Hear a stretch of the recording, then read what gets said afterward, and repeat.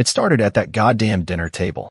We were in Miami, some overpriced beach resort her dad insisted on booking. It was supposed to be a family vacation, a chance to unwind. Our 7th wedding anniversary fell right in the middle of it. I thought maybe we'd sneak away from her overbearing parents and spoiled siblings, just for a night, something romantic, just her and me. Turns out, I was the only one with that thought.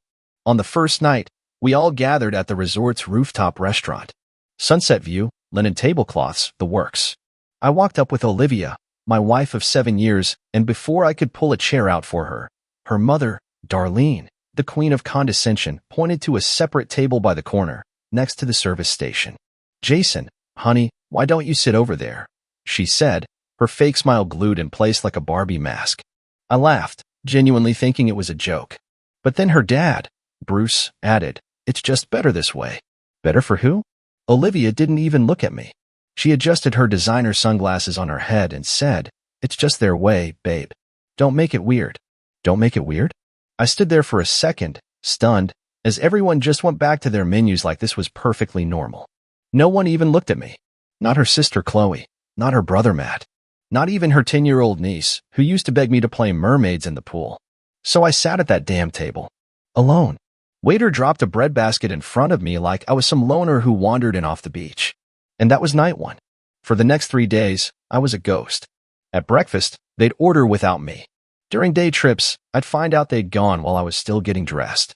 Olivia would shrug it off every time. They just like their routines, Jay. You know how they are. Yeah, I knew how they were. But what burned me was how she was. No defense. No, hey, this is my husband. No loyalty. By day 4, I was done playing dumb. I started watching her closely. Her screen time went through the roof, always turning her phone upside down when I walked in, giggling at messages she never shared. And her perfume? Changed. She started using this heavy vanilla scent that she hated before. I asked her once and she said, "It's nothing. Just wanted to try something new." But that smell clung to her every night when she got back to the room at 1 or 2 a.m., saying she was with Chloe at the spa. Spa? At 2 in the morning? The night before our anniversary, I tested her. "Let's do something tomorrow, just you and me," I said casually as she scrolled through her phone, lounging on the bed like a damn queen. A boat ride. Dinner. Just us. She didn't even look up. "Ugh, babe, we have plans. Chloe booked something for all the girls." I nodded. Right. The girls. That night, I didn't sleep. Instead, I watched. I listened. At 1:37 a.m., I heard the soft click of the hotel door. I got up 5 minutes later, followed her at a distance down the hallway. She didn't even flinch. She didn't expect me to care anymore.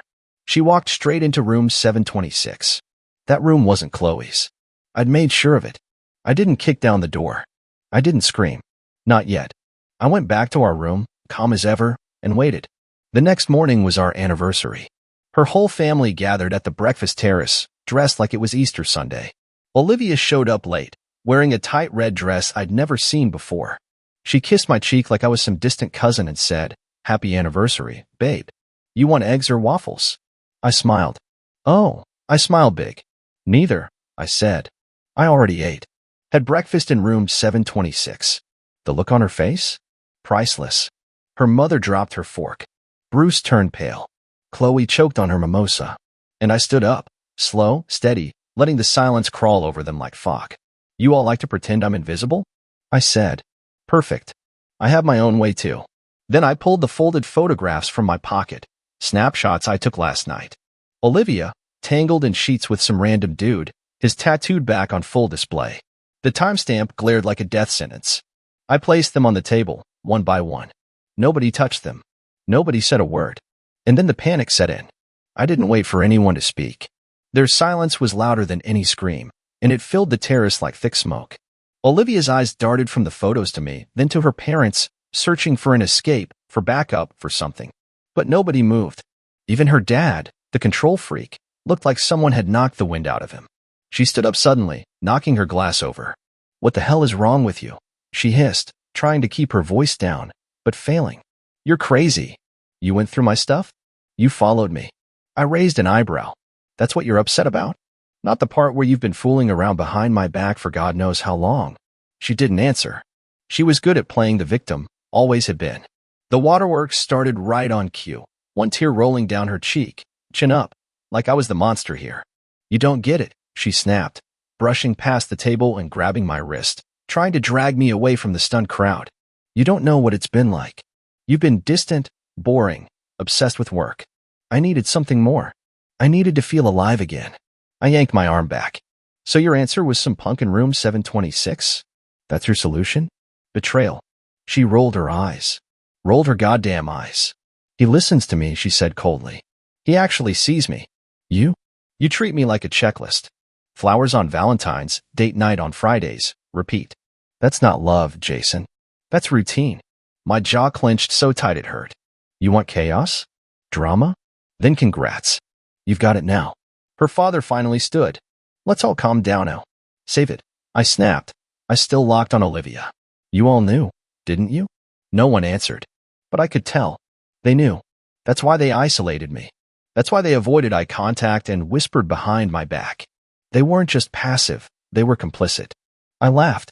Not because it was funny. Because it was insane. 7 years of marriage, and this is how it ends? Not with a fight. Not with counseling.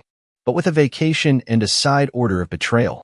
I turned and walked off the terrace, down the steps, through the lobby, and into the street. I didn't take my phone. I didn't take my wallet. I just walked. The heat hit me hard, but it felt real, more real than anything in that cursed resort.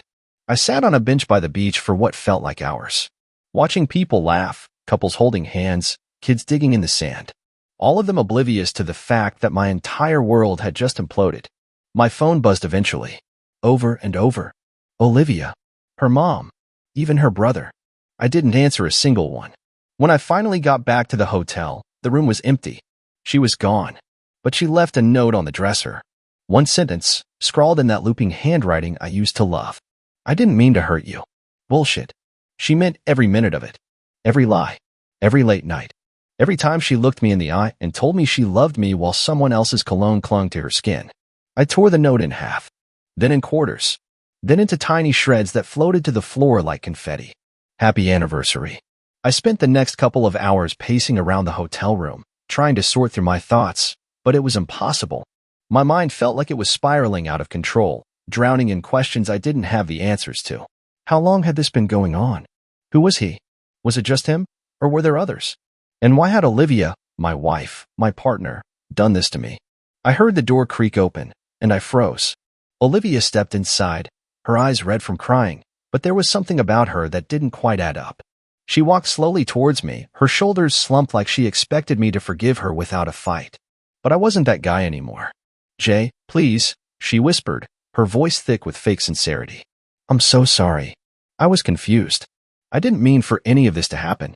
You have to believe me. I couldn't look at her. I couldn't even stomach hearing her voice. The woman I thought I knew had just destroyed everything we'd built. I'd spent years thinking she was my rock, my one constant in this crazy world. And now, I was just some fool who didn't even know when his own wife had turned into a stranger. Don't, I finally muttered, my voice low and hoarse. Don't act like this is just some mistake. You knew what you were doing. You've been lying to me for God knows how long. And now you want me to believe that you're sorry, that it was just a confused moment? I'm not stupid, Olivia.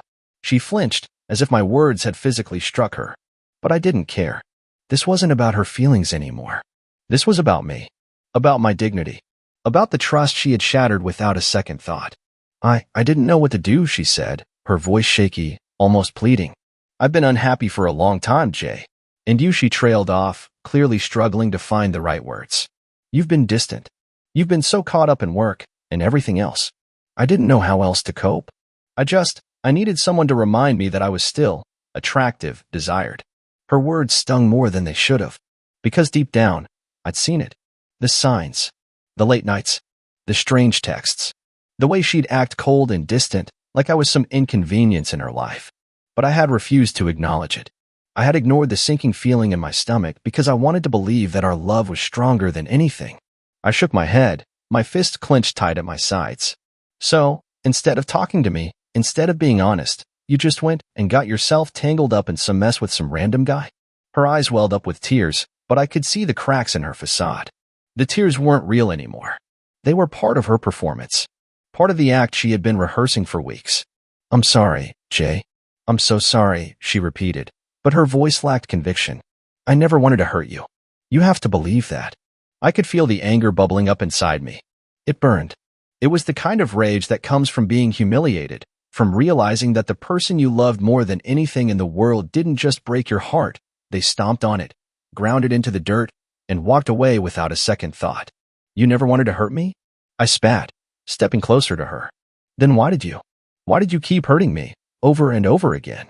You think you can just throw out a couple of tears, say sorry, and everything will go back to normal? You think I'm that stupid? She took a step back, clearly caught off guard by the intensity of my anger. But it didn't matter anymore. I was done being the nice guy. I was done being the fool who always gave second chances. I'm done, Olivia, I said, my voice steady, even though everything inside me was shaking. This isn't about some mistake you made. This is about you making a choice. And you chose him. Not me. You made your bed. Now you lie in it. Her face twisted in disbelief. Are you serious? After everything we've been through? Everything we've been through? I repeated, my laugh bitter. What we've been through is a lie. Everything we've been through is a fairy tale you wrote, and I was too blind to see the ending. I watched as she stood there, broken and desperate, but it didn't make a difference. I wasn't going to be the guy who forgave her for this. Not this time. I'm leaving, I said, turning towards the door. I didn't look back as I grabbed my bag and walked out, the sound of her crying fading behind me like background noise. The world outside felt strangely calm, as if it had been waiting for me to make that choice. The decision was simple, even if it felt impossible. The truth hit me all at once. I wasn't angry anymore. I wasn't hurt. I was relieved. Relieved that I didn't have to keep pretending. Relieved that I didn't have to stay in a marriage where I wasn't wanted. I didn't need her. Not anymore. And I wasn't going to beg for a love that was never mine to begin with. I spent the night in a dingy motel a few blocks away from the resort, sitting on the edge of the bed, staring at the cracked walls. I hadn't even bothered to turn on the TV. The silence in the room was deafening, but somehow it was exactly what I needed. My thoughts raced in circles, each one pulling me deeper into the realization of what had just happened. I knew I couldn't go back. Not to that life, not to her. There was no repairing what had been broken. Olivia had made her choice, and so had I. But it didn't stop the ache in my chest. It didn't erase the nagging feeling that I was somehow complicit in my own misery, because, deep down, I had allowed it to happen. I had ignored the signs, made excuses, convinced myself that love was enough. But love wasn't enough. Not when the person you trusted the most shatters that trust without a second thought. I reached for my phone, scrolling through the texts from Olivia. There were dozens of them, pleading, apologizing, begging me to come back. But I didn't even read them. I didn't care. Each message felt like another stab in the back. By morning, I had made up my mind. I called a lawyer. I didn't know what to expect from the divorce proceedings, but I knew I couldn't waste any more time waiting for Olivia to come to her senses. There was no coming back from this. The hotel room felt suffocating as I packed my things and walked out. I left the resort behind without a single glance back. My car was still parked in the lot, but I didn't drive it to the airport. I took a cab instead, heading to a place I knew I could find some peace. The city was different. Everything felt more vibrant. The streets seemed to buzz with life, a stark contrast to the stillness I'd left behind in the hotel. As I sat in the cab, I realized just how long it had been since I'd felt truly alive. Since I'd felt like me. Olivia had taken that from me, but she wasn't going to take my future. I wasn't going to let her destroy everything I had left. I wasn't going to be her punching bag, her fool anymore. When I finally reached the small apartment I'd rented, I collapsed onto the couch, exhausted but strangely free. The weight I had been carrying for so long, months, maybe even years, was gone. It wasn't a clean break, but it was a start. For the first time in a long time, I felt like I could breathe again. I thought about the wedding ring I had left on the counter back at the hotel, the symbol of everything that was supposed to be. It was just a piece of metal now, a reminder of the lies, the betrayal, and the woman I thought I knew. But as I sat there, alone, I realized that it no longer mattered. What mattered was that I had walked away. And as I closed my eyes, for the first time in days, I finally felt at peace with the decision I'd made. She had her life. I had mine. And that was all that mattered. The next few days were a blur, a mix of numbness and occasional clarity. I started to get the hang of being alone again, of not having to tiptoe around someone who would just as easily throw me under the bus when it suited her. It was liberating in a way I hadn't expected. The chaos she'd brought into my life slowly faded, and with each passing hour, I began to realize just how much of myself I had lost in that relationship. The divorce papers came a week later. I read through them, carefully, my hands steady as I skimmed the legal jargon. There was no going back now. The decision had been made. But still, I couldn't shake the lingering thoughts about Olivia, about what we had, or thought we had. It was hard to believe that everything we'd built, every promise, every moment, was just a facade for her to hide behind while she built something else with someone else. The first time I spoke to her after leaving the resort was almost 2 weeks later. She called me late one night, and for a moment, I hesitated before answering. Jason, her voice crackled through the phone, strained but familiar. Please, can we talk? I know you're angry, but I need you to listen to me. I closed my eyes. Her voice was the same, but everything else felt different. This was no longer the woman I had loved. This was a woman begging for something she didn't deserve. I don't know what there is to say, Olivia, I replied, my voice cold. You've said enough already. You've shown me everything I need to know. I messed up, Jason. I'm sorry. I was wrong. I never wanted to hurt you. I never wanted to lose you. It was a rehearsed apology, the kind you say because you know you've run out of excuses, not because you're actually sorry. It felt empty, hollow, and I could hear the desperation in her voice. But none of it mattered to me anymore. You lost me the moment you decided to betray me, I said, keeping my voice steady. Don't apologize now, Olivia. You had plenty of chances to make things right. You just chose not to. This isn't about a mistake. This is about you deciding to hurt me over and over again. I heard her take a shaky breath. I wasn't happy, Jason. I didn't feel seen. I was lonely. I didn't know how to fix it. I felt a flicker of something, anger, maybe, or just sheer frustration. You could have fixed it by talking to me. You could have told me the truth, but instead you chose to lie. You chose to cheat. I'm not the one to blame here, Olivia. You made your choices. There was a long pause. Then she spoke again, this time softer, almost pleading. Do you still love me? The question hung in the air, and I found myself frozen. It was the question that always seemed to follow the end of a relationship, the one that makes you question everything you thought you knew. But I already knew the answer. I thought I did, I replied, the words tasting bitter. But now? I don't think I ever truly knew you. I'm sorry, Jason, she whispered. I'll never forgive myself for what I did. Neither will I said flatly. But that doesn't change anything. We're done, Olivia. You made your choice. There was a sound, a soft sob, but I didn't stay on the line long enough to hear more. I hung up, and for the first time in weeks, I didn't feel the weight of her betrayal pressing down on me. I felt free. It didn't matter anymore. What mattered now was moving forward. I wasn't going to let her take any more of my time or my energy. I wasn't going to keep looking back, wondering if there was some part of her I could salvage. There wasn't. And I was done trying to fix what was beyond repair. The divorce went through smoothly after that. The finality of it, of seeing her name on the paperwork one last time, felt like a door slamming shut on a chapter of my life I didn't even recognize anymore. I had been a different person back then, the man who believed in the fairy tale.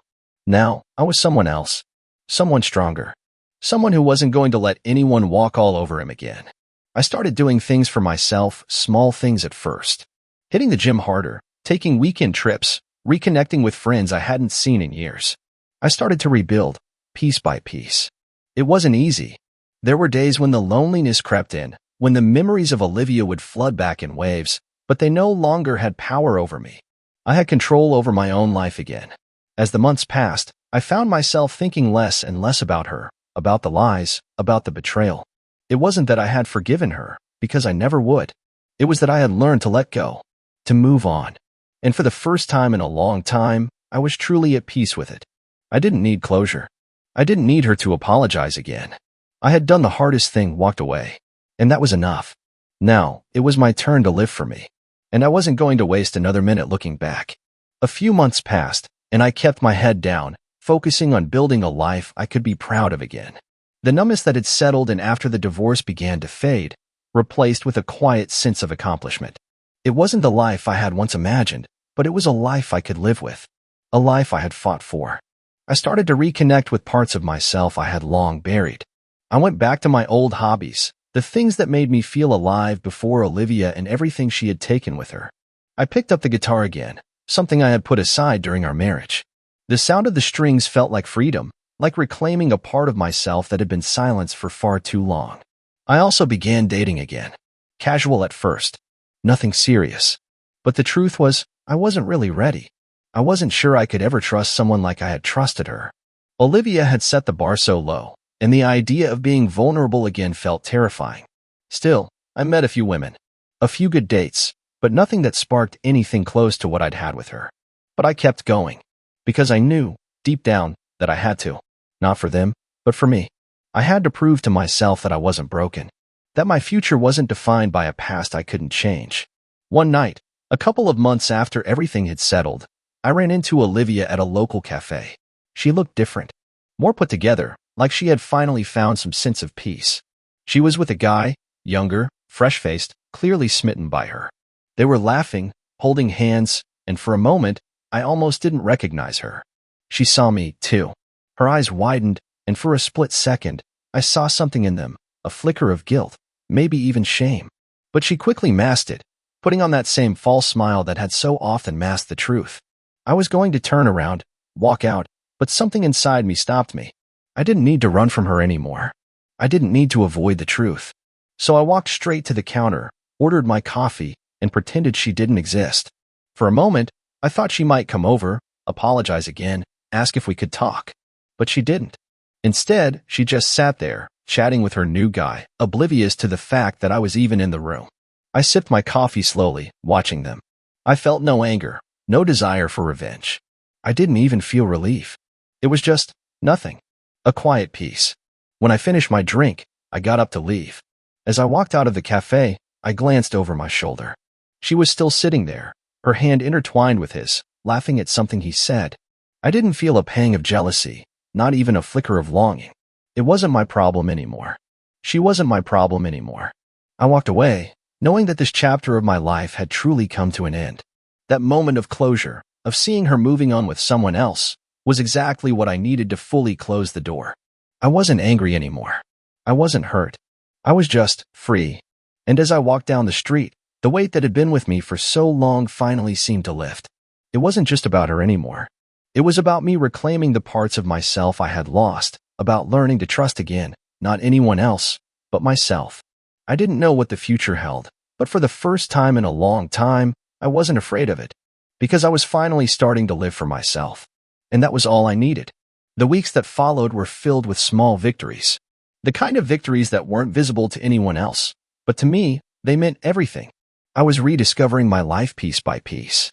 There were still tough moments, nights when the loneliness crept in, when memories of Olivia would come rushing back, but they were fewer, and I learned how to handle them.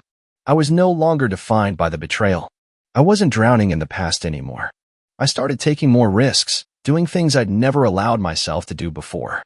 I took a weekend trip upstate, just to get away from everything. It was the kind of spontaneous decision I would have never made when I was married. Back then, everything had to be planned, controlled. But now, I was figuring out how to embrace the chaos, the uncertainty of life. The air felt different when I was out there in the mountains, away from the noise of the city. It gave me space to think, to clear my head. As I hiked to the top of a ridge, the view sprawling out before me, I couldn't help but smile. There was something about being alone in that moment that felt right. Like I was meant to be here, just me and the world. When I got back to the city, I started making more connections. Old friends reached out, and I reconnected with people I hadn't spoken to in years. My life was slowly being rebuilt, and it wasn't the same as before, but it was mine. And that made all the difference. One night, I got a call from my old buddy, Eric. We'd been close in college, but I had lost touch with him after Olivia and I got together. He'd been there when I first met her, and when things had gone south, he'd always been the guy who reminded me to stay true to myself. "Hey man, it's been too long," Eric said when I answered. "What do you say we grab a drink? Catch up?" I hesitated for a moment.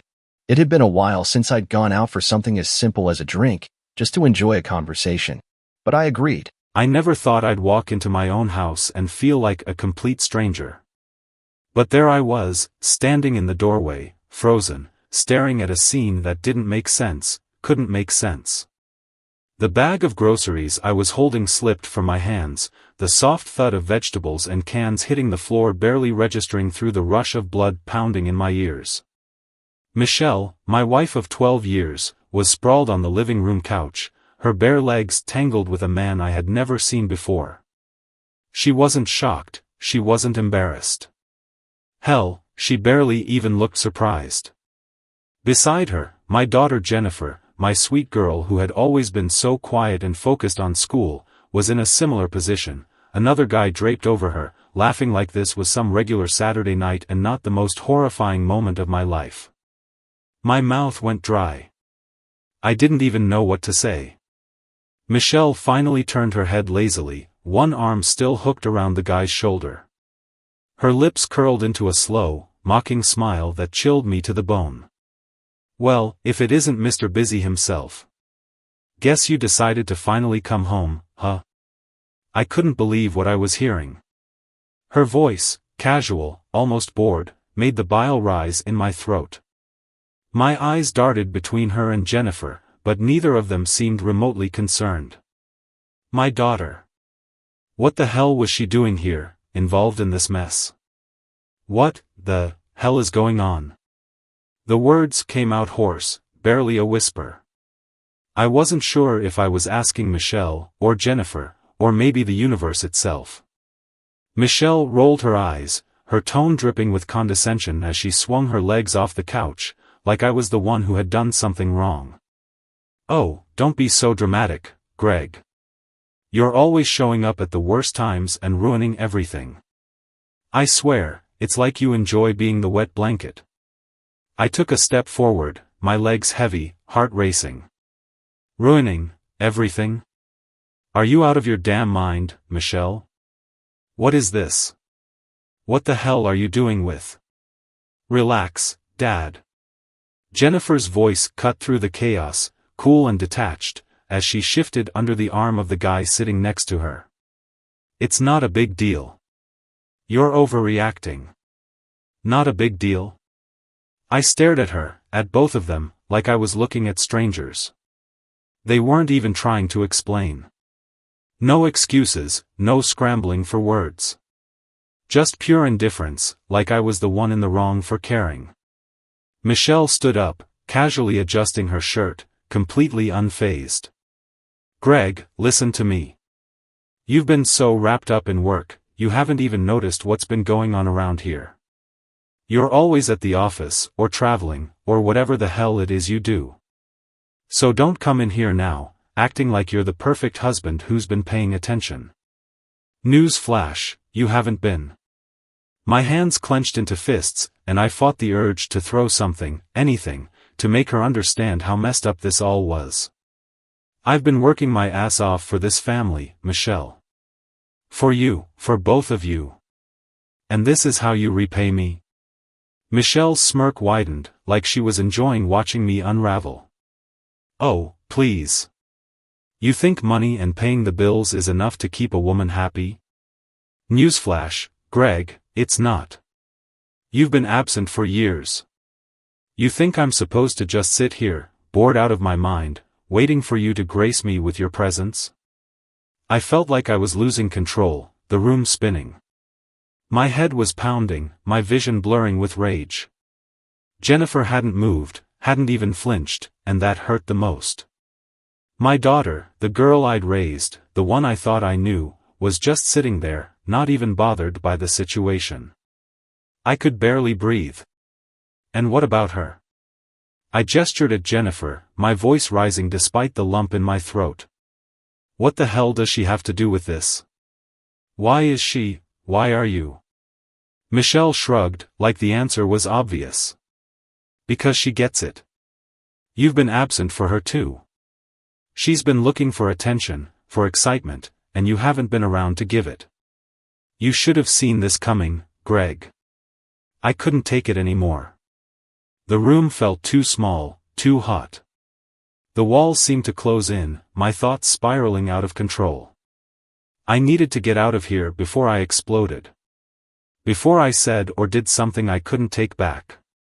But as I took a step toward the door, Michelle's voice, cold and sharp, stabbed me in the back one last time. Where do you think you're going? Running away again? Typical. I stopped, turning to look at her, my body trembling with rage. I'm not the one who's been running away, Michelle. You are. With that, I walked out, slamming the door behind me. But even as I stepped outside, the weight of the betrayal hung over me like a storm cloud. Everything I thought I knew about my family, about my life, had crumbled in an instant. And there was no going back. I slammed the front door behind me, but the noise barely registered over the roaring in my ears. My chest heaved as I stood there on the front steps of my own home, a place that now felt like some kind of twisted battleground. My hands were shaking, but I couldn't tell if it was from anger, shock, or something worse. I couldn't believe what had just happened. Everything felt unreal, like I was in a nightmare that I couldn't wake up from. I leaned against the wall, trying to steady myself. My heart was racing so fast I thought it might explode. How could this happen? The question kept running through my mind over and over again. 12 years of marriage, a daughter I'd watched grow up, and in one moment, it all felt like a lie. I glanced back at the door, still half expecting it to burst open, for Michelle to run out after me, to beg me to come back, to say it was a mistake. But no. There was nothing. Just silence. They were still in there, probably laughing about me, about how ridiculous I looked storming out like that. My fists clenched at the thought. My own wife, my daughter, they were in there with those men, and they didn't even care. They didn't care about how I felt, about what they were doing to me, to this family. I fumbled in my pocket for my car keys, desperate to get away from this house, from the reality that was threatening to crush me. The cool metal of the keys in my hand felt grounding, but only for a second. I could feel the weight of everything pressing down on me, threatening to suffocate me. I needed space. I needed to think. The engine roared to life, and I pulled out of the driveway, not knowing where I was going, just needing to be anywhere but here. As the houses blurred by, my mind kept going back to the scene in the living room. The way Michelle had looked at me, so casual, so cold. The way Jennifer had barely said a word, like I wasn't even her father anymore. I slammed my fist on the steering wheel. How the hell did it come to this? I muttered to myself, my voice trembling with a mix of anger and despair. It wasn't supposed to be this way. We were supposed to be a family, damn it. I worked hard, did everything I could to provide for them. But somewhere along the line, everything had fallen apart, and I hadn't even noticed. Michelle's words kept echoing in my mind, "You haven't been here. You haven't been paying attention." Was that true? Had I really been so blind, so caught up in my work that I'd missed the signs? But even if I had, how could she justify what she'd done? There was no excuse for this, none. I pulled into an empty parking lot, turning off the engine and letting the silence settle over me. My hands gripped the steering wheel tightly as the shock slowly started to wear off, replaced by something much darker. Anger. No, fury. How dare she? How dare she act like I was the problem, like I had driven her to this? And what about Jennifer? My daughter, the person I thought I was raising right, someone I thought would never betray me like this. I punched the dashboard, the sharp pain in my knuckles grounding me, if only for a moment. She turned her against me, I whispered, my voice thick with resentment. Michelle poisoned her against me. That had to be it. Jennifer wouldn't do something like this on her own. She was just a kid, caught up in whatever sick manipulation Michelle had been working on for who knows how long. That's why she'd looked at me the way she did, like I was a stranger, not her father. I leaned back in the seat, trying to catch my breath. The rage was still there, boiling under the surface, but now it was mixed with something else. Hurt. Betrayal. I had given everything to this family, and they'd thrown it all away like it was nothing. My phone buzzed in my pocket, snapping me out of my thoughts. For a moment, I thought maybe it was Michelle, maybe she'd finally come to her senses, realized what she had done and wanted to fix it. But when I pulled it out, it was just a work email. I stared at the screen, the words blurring in front of me. Work.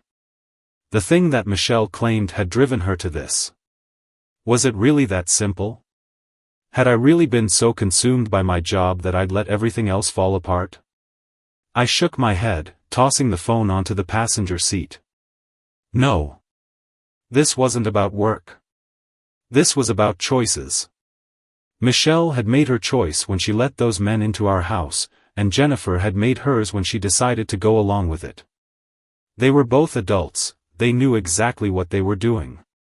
But now what? What was I supposed to do with this? Divorce? The thought made my stomach turn. I had never even considered it before. Despite all our ups and downs, I had always believed we'd make it through. But now, I didn't know anymore. The sound of a car pulling into the lot made me glance up.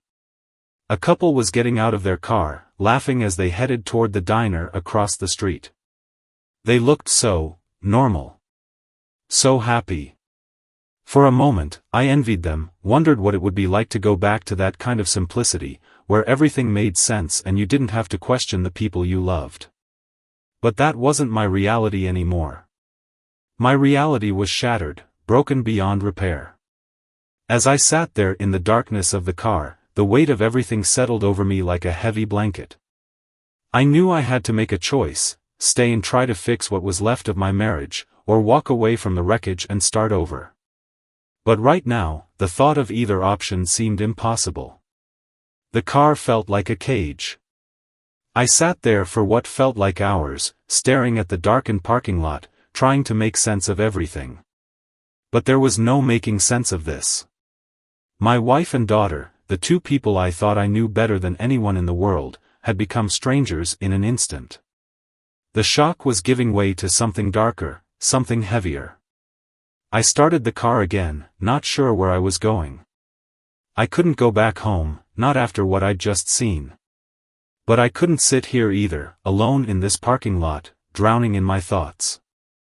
I needed to move, to get away from everything. Maybe if I drove far enough, this nightmare would fade into the distance. As I drove aimlessly through the quiet streets, my mind kept replaying the scene in the living room, over and over like some sick loop I couldn't escape from. Michelle's voice, "You've been checked out for years, Greg. This is what happens when you neglect your family." Jennifer's cold eyes, barely recognizing me. And those men, who the hell were they? How long had this been going on right under my nose? I gripped the steering wheel tighter, the leather creaking under my hands.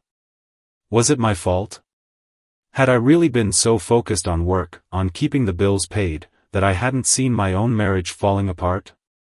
But even if I had been distant, did that give Michelle the right to betray me like this?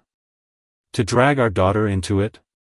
I shook my head, trying to clear the thoughts, but they clung to me like tar. I had to talk to someone. Someone who could give me some kind of clarity.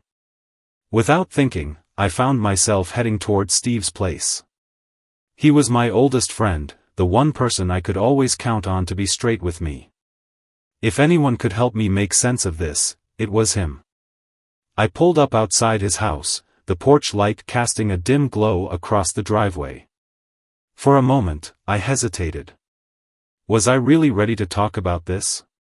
To say the words out loud, to admit that my wife had been cheating on me and my daughter had somehow gotten involved? But what choice did I have?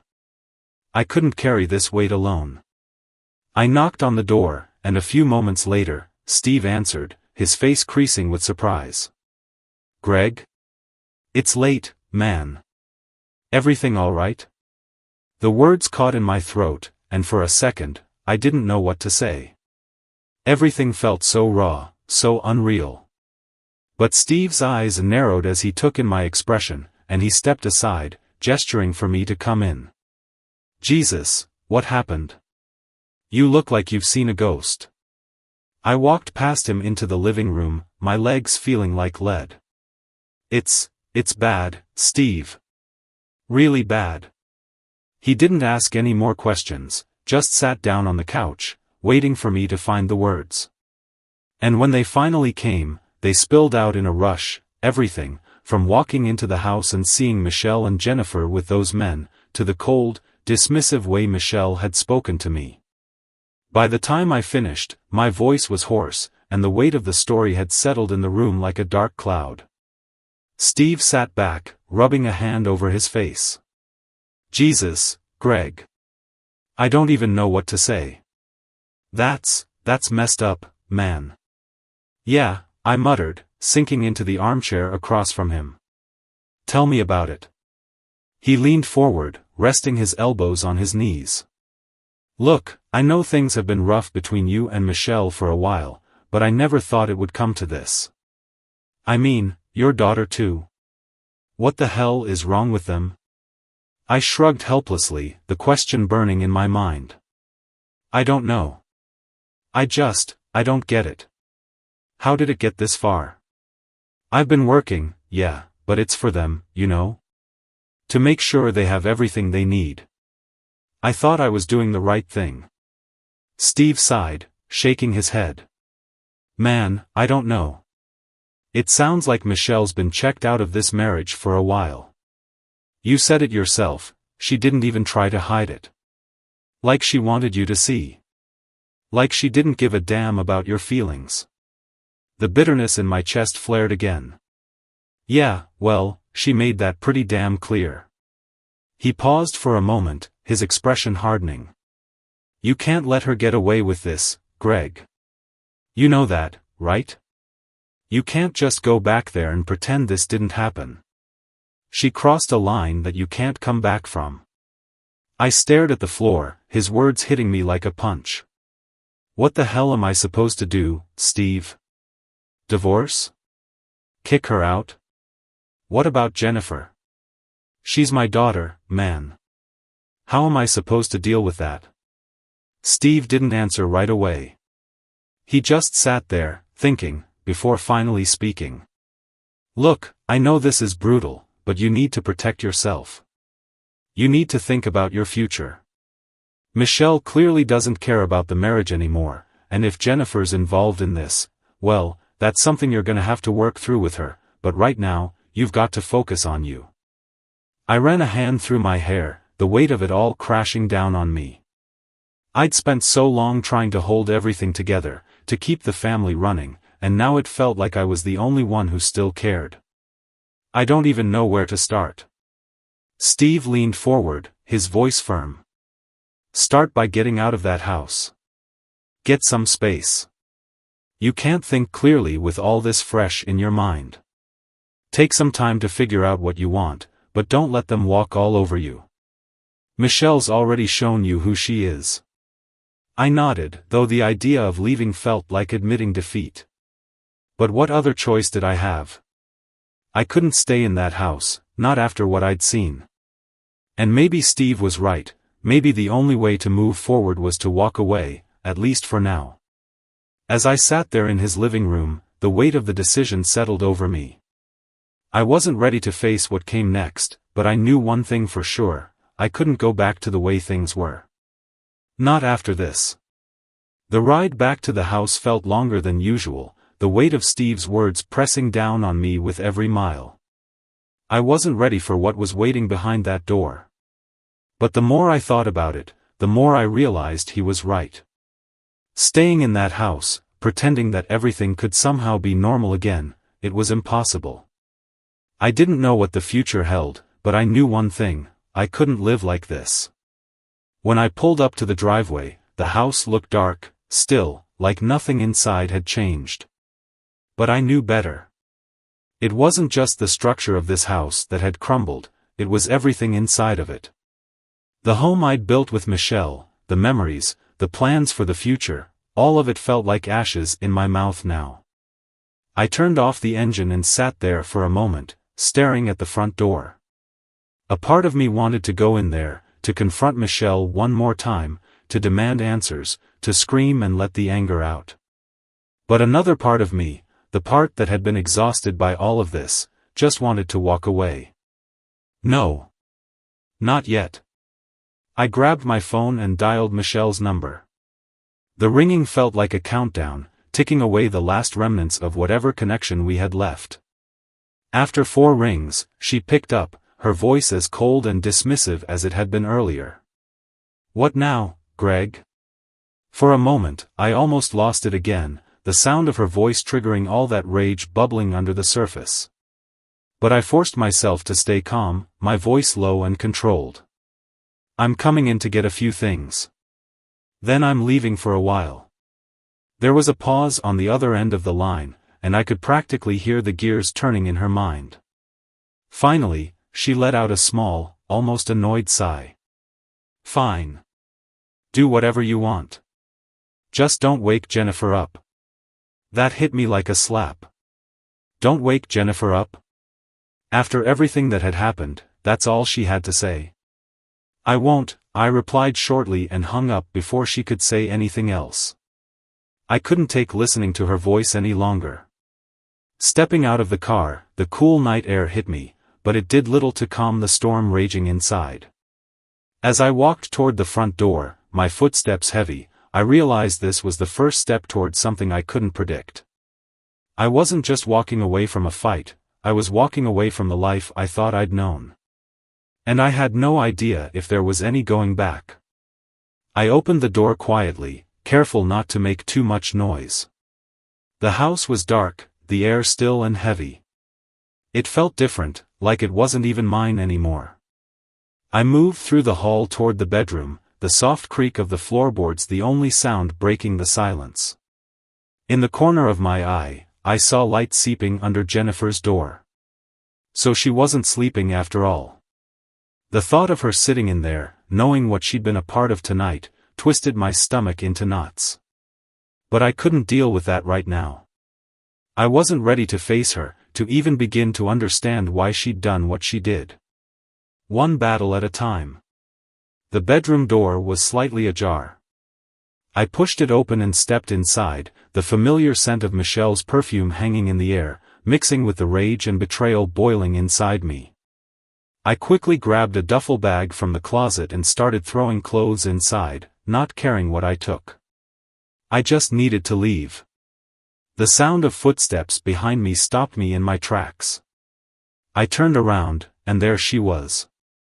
Michelle stood in the doorway, arms crossed, her face expressionless, like she didn't have a single care in the world. She looked at me like I was the one causing the problem. Like I was just another inconvenience in her perfectly planned life. So, you're really leaving? She asked, her voice devoid of any emotion. I zipped up the bag, not looking at her. Yeah. I am. For a second, I thought maybe, just maybe, she'd say something, apologize, beg me to stay, show even the tiniest flicker of remorse. But, of course, that was wishful thinking. Michelle wasn't the kind of person to admit she was wrong. Good, she said simply. Maybe it's for the best. We need a break, anyway. We need a break? The audacity of her words hit me like a punch to the gut. After everything that had happened tonight, after what I'd seen, this was all she had to say. No apology. No explanation. Just, a break? I swung the bag over my shoulder and walked past her, stopping just short of the door. You know, Michelle, I never thought it would come to this. I thought we were better than this. She didn't even flinch, just gave me a bored look. Yeah, well, maybe you should have thought about that before you decided to spend all your time at work. There it was again, the deflection, the blame shifting. She wasn't going to take responsibility for any of it. In her mind, this was all on me. I clenched my jaw, biting back the anger that threatened to spill over. You're unbelievable, I muttered, shaking my head as I walked out of the room. I didn't look back as I headed down the hall, past Jennifer's door, past the living room where everything had fallen apart. My chest felt tight, my mind spinning, but I forced myself to keep moving. Step by step, I was leaving behind the life I thought I had. As I stepped outside into the night air, the door closing behind me with a soft click, I realized this wasn't just the end of the night. It was the end of something much bigger. My phone buzzed in my pocket again, and for a split second, I thought it might be Michelle, or even Jennifer. But it wasn't. It was Steve, checking in, asking if I was okay. I glanced back at the house one last time before getting into the car. I wasn't okay. Not yet. But maybe, just maybe, this was the first step toward something better. Toward healing. Toward finding myself again. I started the engine and pulled away, leaving behind the wreckage of what used to be my life. The sound of the tires rolling along the road filled the silence as I drove, aimlessly, not caring where I was going. I left my home, no, the wreck of what used to be my home, behind, but the weight of everything that had happened still clung to me like a heavy fog. It felt like I was floating outside my own body, disconnected from everything I thought I knew. My mind kept circling back to the same question over and over again: how did it come to this?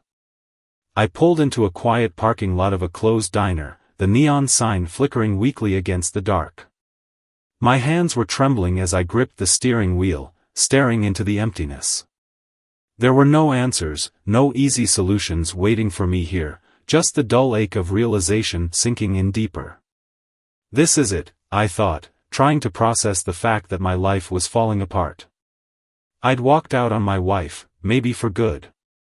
I couldn't even bring myself to think about Jennifer, the betrayal cutting too deep. I knew I had to deal with it eventually, but right now, I couldn't. Not tonight. My phone buzzed in my pocket again, snapping me out of the haze. I glanced at the screen. It was Steve. I let out a sigh and hit the call button, bringing the phone to my ear. "Yeah? You good, man?" His voice was steady, but I could hear the concern behind it. "No," I replied honestly, leaning back against the headrest. "Not even close." Steve was quiet for a moment, then he spoke again. "I figured as much. You need a place to crash. The guest room's open." I thought about it for a moment. I hadn't even considered where I'd stay for the night. The thought of going to a hotel felt too cold, too impersonal, but crashing at Steve's felt like admitting defeat. Still, what choice did I have? "Yeah," I said, rubbing my eyes. "I'll be there in a few."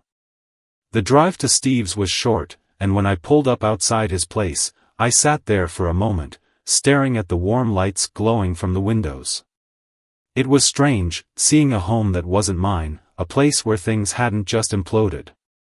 I missed that feeling, the comfort, the security. But that was gone now.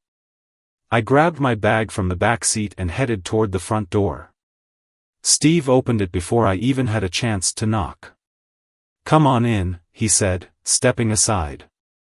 "Figured you could use a drink." I nodded, stepping inside. The warmth of his home was almost suffocating after the coldness of my own. The soft hum of the heater, the familiar clutter of a lived-in home, it all felt foreign now. Steve led me into the living room, where a half-empty bottle of whiskey and 2 glasses waited on the coffee table. He poured a generous amount into each glass and handed one to me. "Cheers," he said, raising his glass. "To surviving the worst day of your life."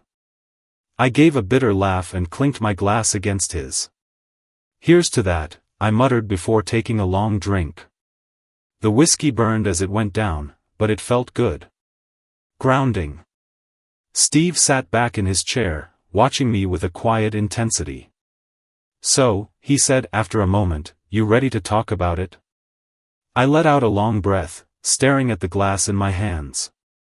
"I don't even know where to start, man. Everything's a mess. Michelle. Jennifer, all of it. It's like I walked into someone else's life." Steve nodded, understanding in his eyes. "I get it. I mean, I don't, not really, but I get that feeling. Like the rug's been pulled out from under you." "Yeah," I muttered, swirling the amber liquid in the glass. "She didn't even care, Steve. She just sat there, like I was the one causing all the problems. Like she had every right to do what she did." "And Jennifer?" he asked carefully, his voice low, like he didn't want to push too hard but knew he had to ask. I swallowed hard, the ache in my chest intensifying. I don't know, man. I don't know how to process that. I mean, she's my daughter. And she's just involved in all of this. Like it doesn't even matter. Steve's expression hardened. That's rough, Greg. Really rough. But you can't let her off the hook. She made her own choices too. I know, I said, my voice barely above a whisper. But I don't even know how to approach her after this. How do I look at my own daughter the same way after seeing that? Steve took a deep breath, leaning forward. You don't. Not right away, anyway. But you've got to talk to her, Greg. She's still your kid. She's got to hear from you. This situation, it's messed up, but you can't walk away from that conversation forever. I nodded, but the thought of talking to Jennifer felt like a mountain I couldn't climb right now. I'll figure it out, I said, more to convince myself than him. Steve poured another round of whiskey and passed me the glass. Look, man. I know this is the hardest thing you've probably ever been through, but you're not alone. You've got me, and we'll figure it out. But you need to take care of yourself first. Get your head straight. That's the only way you're gonna get through this. I took the glass, grateful for the momentary distraction the whiskey offered. Yeah, I muttered. You're right. But even as I said the words, I wasn't sure what getting my head straight would even look like. My life had been blown apart, and I had no idea how to start picking up the pieces. The night stretched on as we sat there, talking in circles, the whiskey dulling the edges of my pain but never fully taking it away. Steve was right, though. I couldn't avoid this forever. At some point, I'd have to face the mess that was now my reality. Eventually, exhaustion caught up with me, and Steve showed me to the guest room. It was small but comfortable, the bed neatly made. I dropped my bag at the foot of the bed and sank into the mattress, the weight of the day finally hitting me all at once. But even as I lay there, staring up at the ceiling, my mind wouldn't stop racing. How was I going to fix this? Could it even be fixed? I wasn't sure. The sun broke through the blinds, casting a soft glow over the guest room. I hadn't slept much, my mind too consumed with everything that had happened the night before. The bed beneath me felt foreign, too clean and too quiet for the chaos raging inside my head. I stared up at the ceiling, feeling numb, disconnected from everything that used to feel real. Steve had been right, leaving was the only option. But now, in the light of day, the gravity of that decision weighed heavier. What was I going to do next? How could I face the fallout from all of this? Divorce seemed inevitable, but the thought of breaking apart our family felt like admitting total defeat. Still, there was no going back after what I'd seen. I couldn't imagine sharing a life with Michelle anymore, couldn't stomach the idea of pretending everything was normal. The most painful thought, though, was Jennifer. I had to talk to her. Steve was right about that too, but every time I thought about it, my heart twisted in ways I didn't know it could. How had my own daughter ended up so far away from me? How had she become someone I couldn't recognize? I groaned and sat up, rubbing my face, trying to shake off the heaviness. I could smell coffee brewing in the kitchen, and the faint sound of Steve moving around the house reached my ears. He was probably waiting for me to come down, probably ready to offer more advice that I wasn't ready to hear. I pulled on the same clothes from last night, not caring about appearances. The man in the mirror looked like a wreck, unshaven, eyes red from lack of sleep, a deep crease of exhaustion lining my forehead. But that was the least of my problems. I couldn't focus on myself, not yet. When I stepped into the kitchen, Steve glanced up from his cup of coffee, his expression unreadable. "Morning," he said, pushing a mug across the table toward me. "Rough night, I'm guessing?" I grunted in response, taking the coffee without a word. I wasn't in the mood to talk, but I knew he meant well. The bitter taste of the coffee grounded me, but only for a moment. "So, what's the plan?" Steve asked after a long pause. He sat down across from me, his gaze steady, waiting. I shrugged, staring into my cup. I don't know. I guess I need to figure out what to do with Michelle first. Get a lawyer, maybe. I'm not even sure where to start. Steve nodded slowly, taking a sip of his coffee. It's going to be a long process, man. But you've got to protect yourself. Don't let her walk all over you. And Jennifer, well, that's another conversation you need to have. But I wouldn't rush it. Not until you're ready. I knew he was right. Everything about this situation was going to take time, but time was the one thing I didn't want to deal with. The longer I thought about it, the more it hurt. I wanted a quick solution, something to make the pain go away, but there wasn't one. There was only the long, brutal road ahead of me. I finished my coffee and stood up. I think I need to go back to the house. Steve raised an eyebrow, surprised. You sure you're ready for that? I mean, after last night. I'm not ready, I interrupted, but I need to get some things. And I need to. I don't know, face it. I can't hide here forever. Steve nodded, understanding. All right, man. But don't push yourself too hard. You're still in the middle of all this. If you need to come back here, the door's open. I appreciated his support, but I knew I couldn't hide in his guest room forever. Sooner or later, I had to face what was left of my life. With a heavy sigh, I grabbed my keys from the counter, giving Steve a grateful nod before heading out. The drive back to the house felt surreal. Every mile brought me closer to the reality I'd been trying to avoid. As I pulled into the driveway, my stomach churned with a mix of anger and dread. The house stood there, as silent and still as it had been the night before, but now, in the daylight, it felt even more like a stranger's home. I stepped out of the car and walked toward the door, my heart pounding harder with every step. Part of me hoped Michelle wasn't home, that I could slip in, grab a few things, and leave without another confrontation. But when I opened the door, I heard movement in the kitchen. Great. I hesitated for a moment, then walked inside. Michelle was standing by the counter, pouring herself a cup of coffee like it was any other normal morning. When she saw me, she barely blinked. There was no apology in her eyes, no regret, just the same cold indifference I'd seen last night. You're back, she said flatly, not even bothering to ask where I'd been or how I was feeling. I'm here to get some stuff, I replied, my voice tight. I wasn't in the mood for pleasantries. I just wanted to get in and out. Michelle shrugged, taking a sip of her coffee. Do whatever you need to do. Her casual attitude made my blood boil. How could she act so unaffected, so untouched by everything that had happened? Didn't she care at all? I didn't respond, just turned toward the bedroom. I could feel her eyes on me as I walked away, but I didn't look back. I wasn't going to give her the satisfaction of another confrontation. Once inside the bedroom, I quickly gathered the rest of my clothes, stuffing them into the same duffel bag I'd packed last night. But as I grabbed the last of my things, I noticed the picture on the nightstand, one of the few things I hadn't thought to take last night.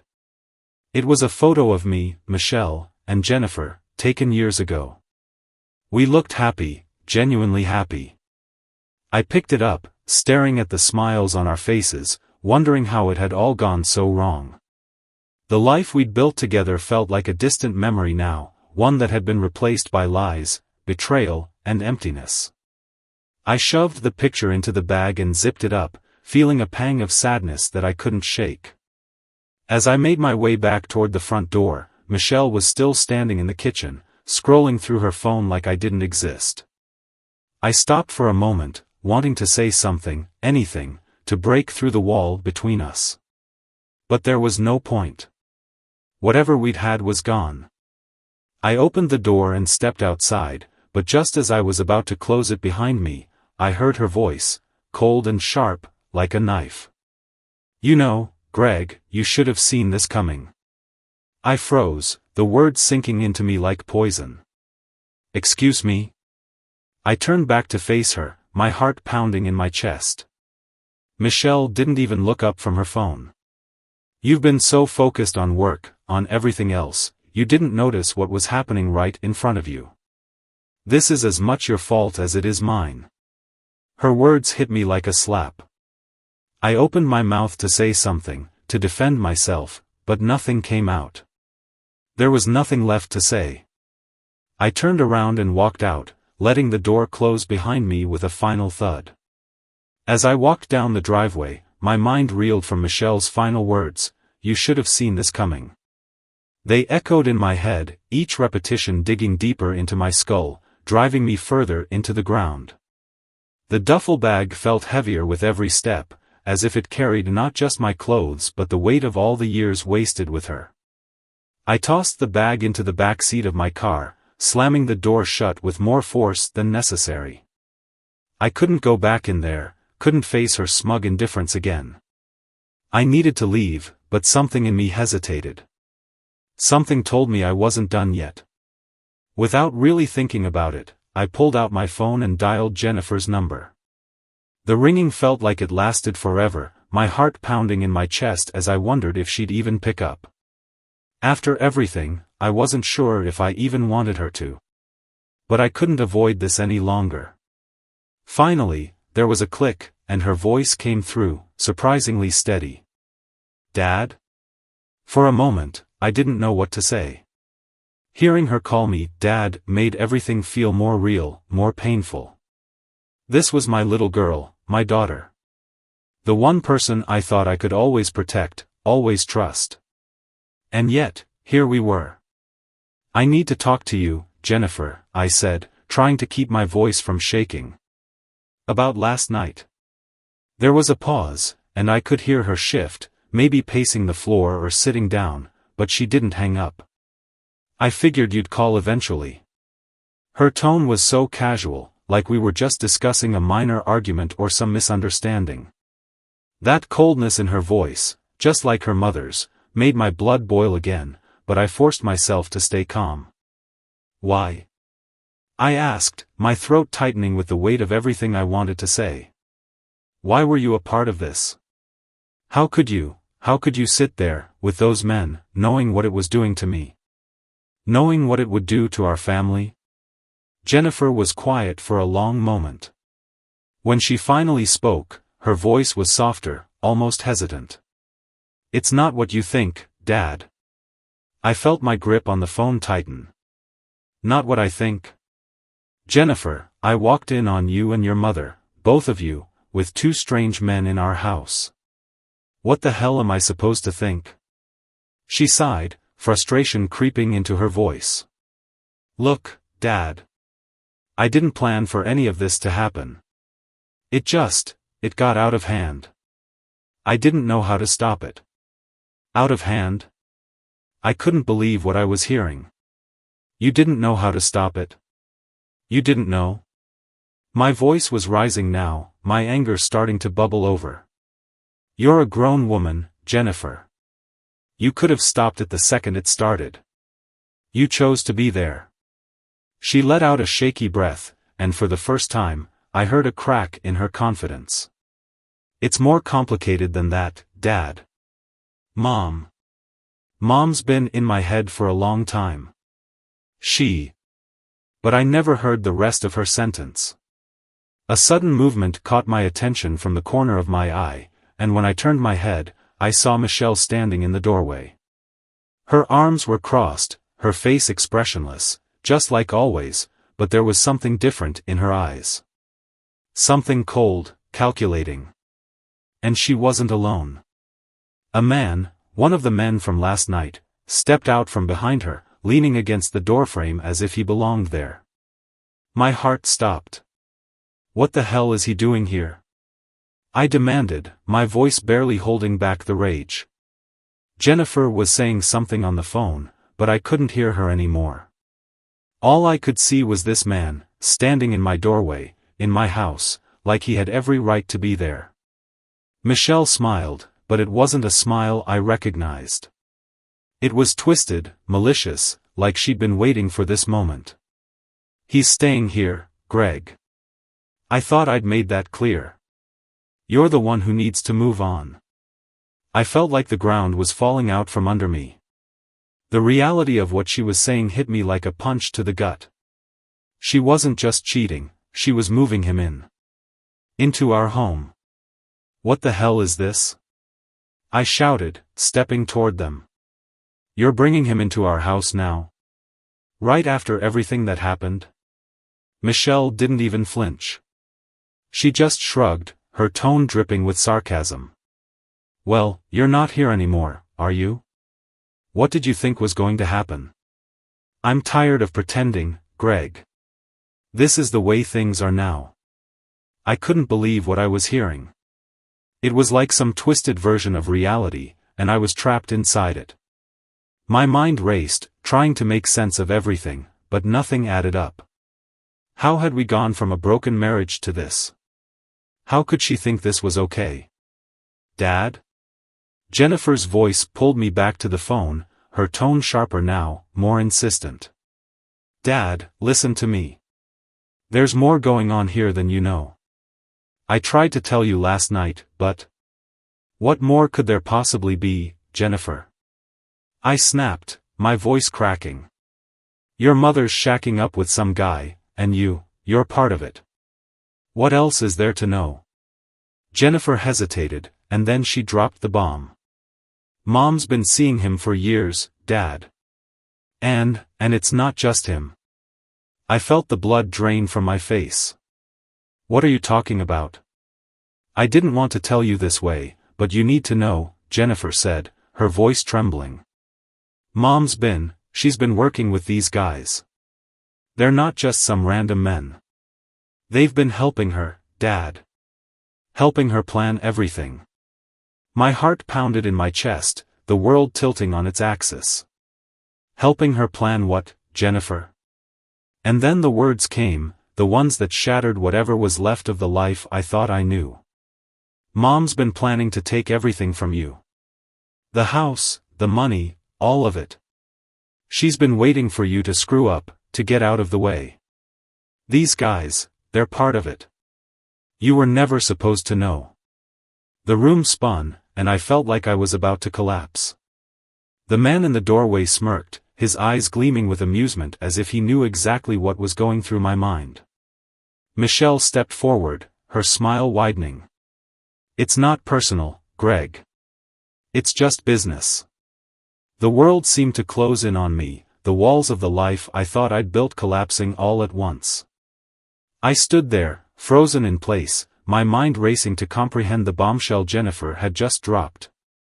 Michelle, my wife, had been planning to take everything, my home, my money, my family, and I'd walked right into her trap without even realizing it. I looked at her, standing there with that smug, victorious smile on her face, and everything inside me screamed to confront her, to tear apart whatever sick plan she had been brewing. But I couldn't. Not yet. I had to be smart about this. If Jennifer was right, and I had no reason to doubt her now, then this went deeper than just infidelity. This was about survival. Taking a deep breath, I forced myself to calm down. I couldn't give Michelle the reaction she wanted. I couldn't show her that she had me cornered. "Thanks for letting me know, Jennifer," I said into the phone, my voice steady, even though my insides were churning. "We'll talk soon." I hung up before she could say anything else. Right now, I needed space to think, to process, to figure out my next move. I turned back toward Michelle and the man standing beside her, their smirk still plastered on their faces. They thought they'd won. But I wasn't going to go down that easily. "I see you've made your choice," I said, my voice cold, my eyes locked on Michelle's. "You've been planning this for a long time, haven't you?" She tilted her head, her smile never fading.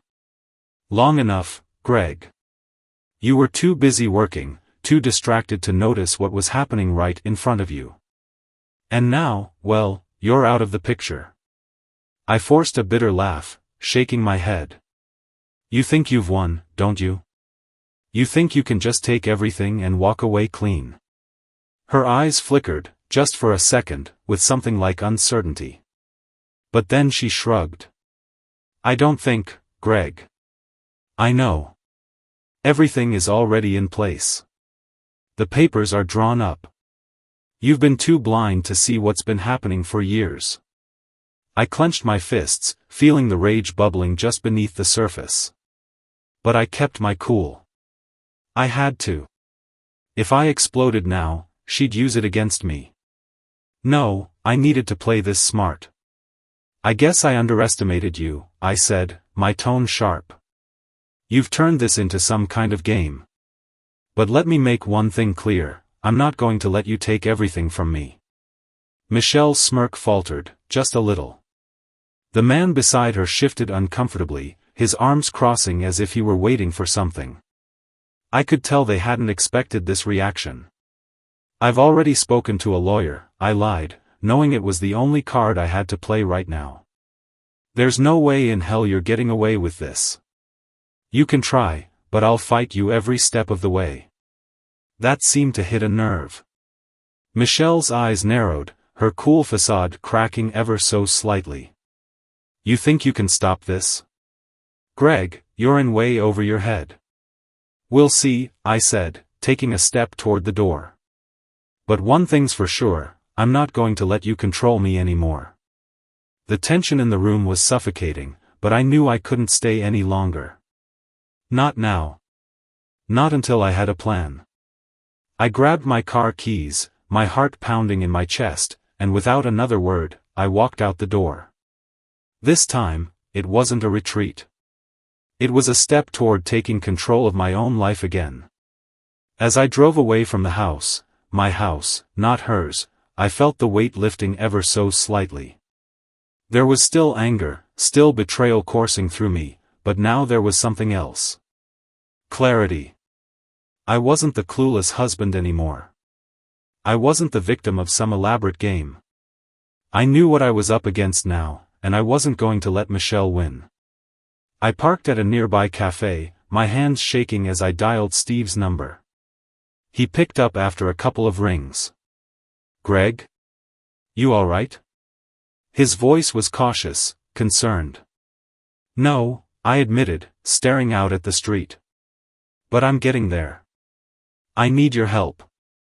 Over the next few weeks, everything became a blur of meetings with lawyers, accountants, and anyone else I could find to help me unravel the mess Michelle had made. It turned out she had been planning this for years, slowly siphoning money from our joint accounts, setting things up so that when the time came, she'd be able to walk away with almost everything. But thanks to Jennifer's reluctant confession and the legal team I'd pulled together, I was able to stop her before she could finalize her plan. In the end, the divorce was ugly, brutal even. Michelle fought tooth and nail, but she didn't win. She walked away with less than she'd hoped, her plan exposed for what it was, a bitter, calculated attempt to strip me of everything. The man she'd brought into our home vanished once he realized there was nothing left to gain, and Jennifer, well, things with Jennifer were complicated. The day the divorce was finalized, I found myself sitting in the same cafe where I'd called Steve that first night. The weight of it all was still there, but it felt lighter now. There was no satisfaction in seeing Michelle lose, just a hollow kind of relief that it was finally over. My phone buzzed. It was a message from Jennifer. Dad, I know things aren't great between us right now. But I want to talk. I miss you. I stared at the screen for a long moment. The pain of her involvement in everything still ran deep, but she was still my daughter. And maybe, just maybe, we could rebuild something out of the wreckage. I typed back a short reply, I miss you too. Let's talk. As I set the phone down, I realized that this was the first time in a long while that I felt like I was standing on solid ground again. I didn't know what the future held, but one thing was certain, I was no longer the man Michelle had tried to destroy. I was still here. And I was ready to move forward, no matter what came next. He kissed her. Right in front of me. At a dinner party that was supposed to celebrate my success. My code. My software. My win. Only it wasn't a celebration anymore. Not for me. It was AF *** King ambush. I sat there, frozen, watching this tall, smirking clown in a navy suit, Bryce Dalton, lean over and kiss my wife on the cheek like he already owned her. Everyone clapped. Champagne glasses clinked. Her mother wiped away tears of joy. My wife, Madison, didn't look at me once. And then her father, Richard, the man whose dying company I resurrected with a single line of code, stood up, raised his glass, and said, "Tonight, I pass the company to someone who truly deserves it. My daughter's fiancé, Bryce." Fiancé. That word hit harder than a bullet. I looked down at my hands. Still trembling. Still wearing the wedding band she gave me 5 years ago. The same one she clearly forgot existed. And then came the final stab. Richard reached into his jacket, walked over, and handed me an envelope. Inside, $500 cash. "This is your actual value, Tyler. Thanks for the software." The room laughed. She laughed. So I stood up. Slowly, calmly, walked out the front door. And as I closed it behind me, I made one silent promise. They thought I was finished. They forgot who built the empire they just stole. And tomorrow morning, they'll remember. I didn't sleep that night. Not a second. I sat on the edge of our bed, still dressed from dinner, still smelling her perfume on my sleeve. Her side of the bed stayed cold. She didn't come home. By 6 a.m., I was in the office. Technically, it was still mine. They never revoked my credentials. That was their first mistake. They thought I'd disappear quietly, maybe go cry somewhere or drink myself into numbness. But they forgot. I built everything.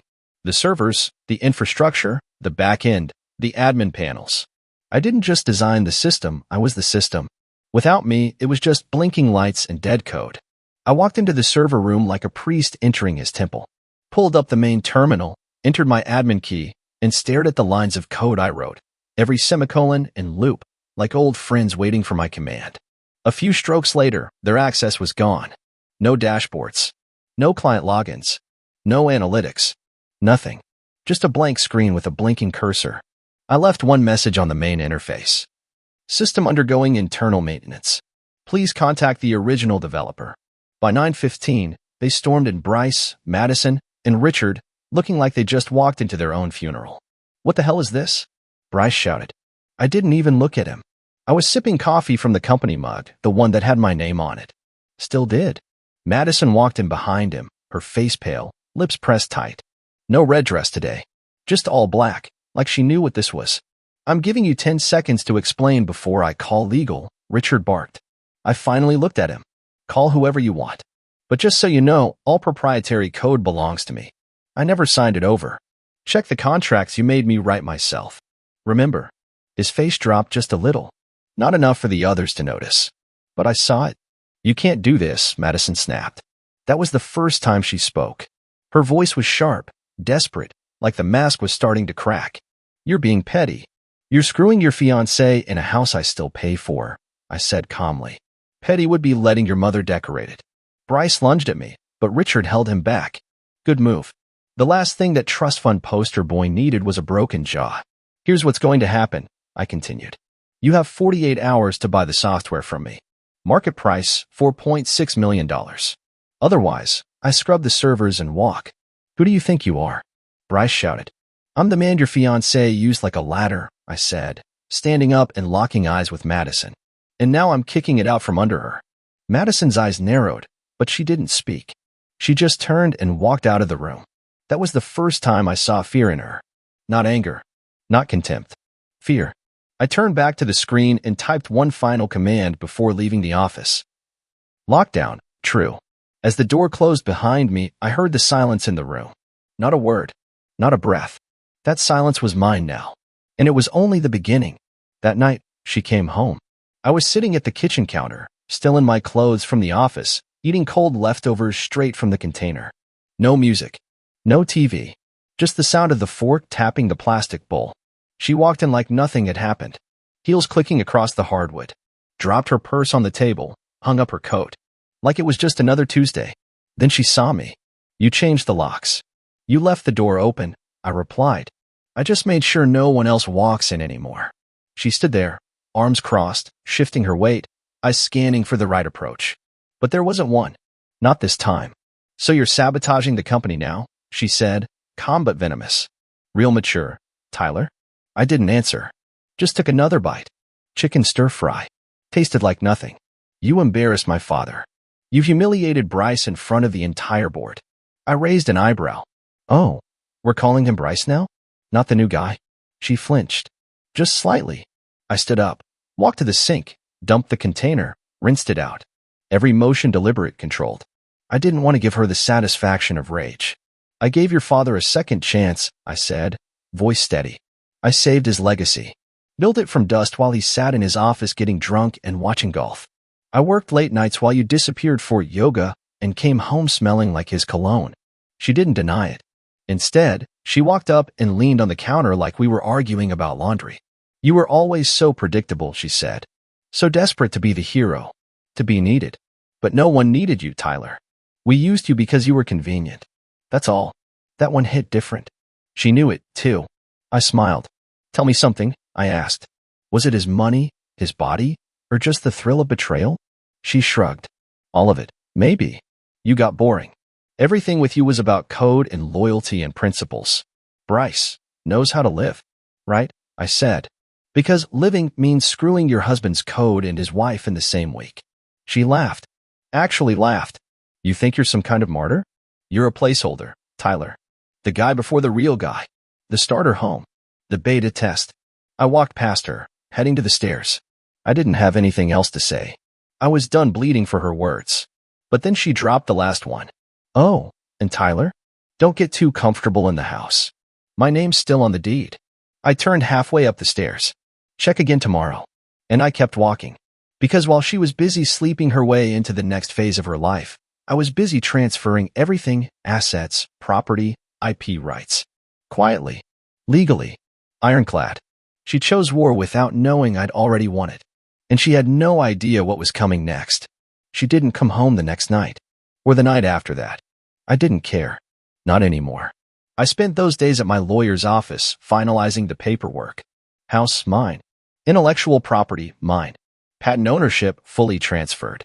I'd played the quiet, loyal husband for 5 years. She mistook that for weakness. I was done playing.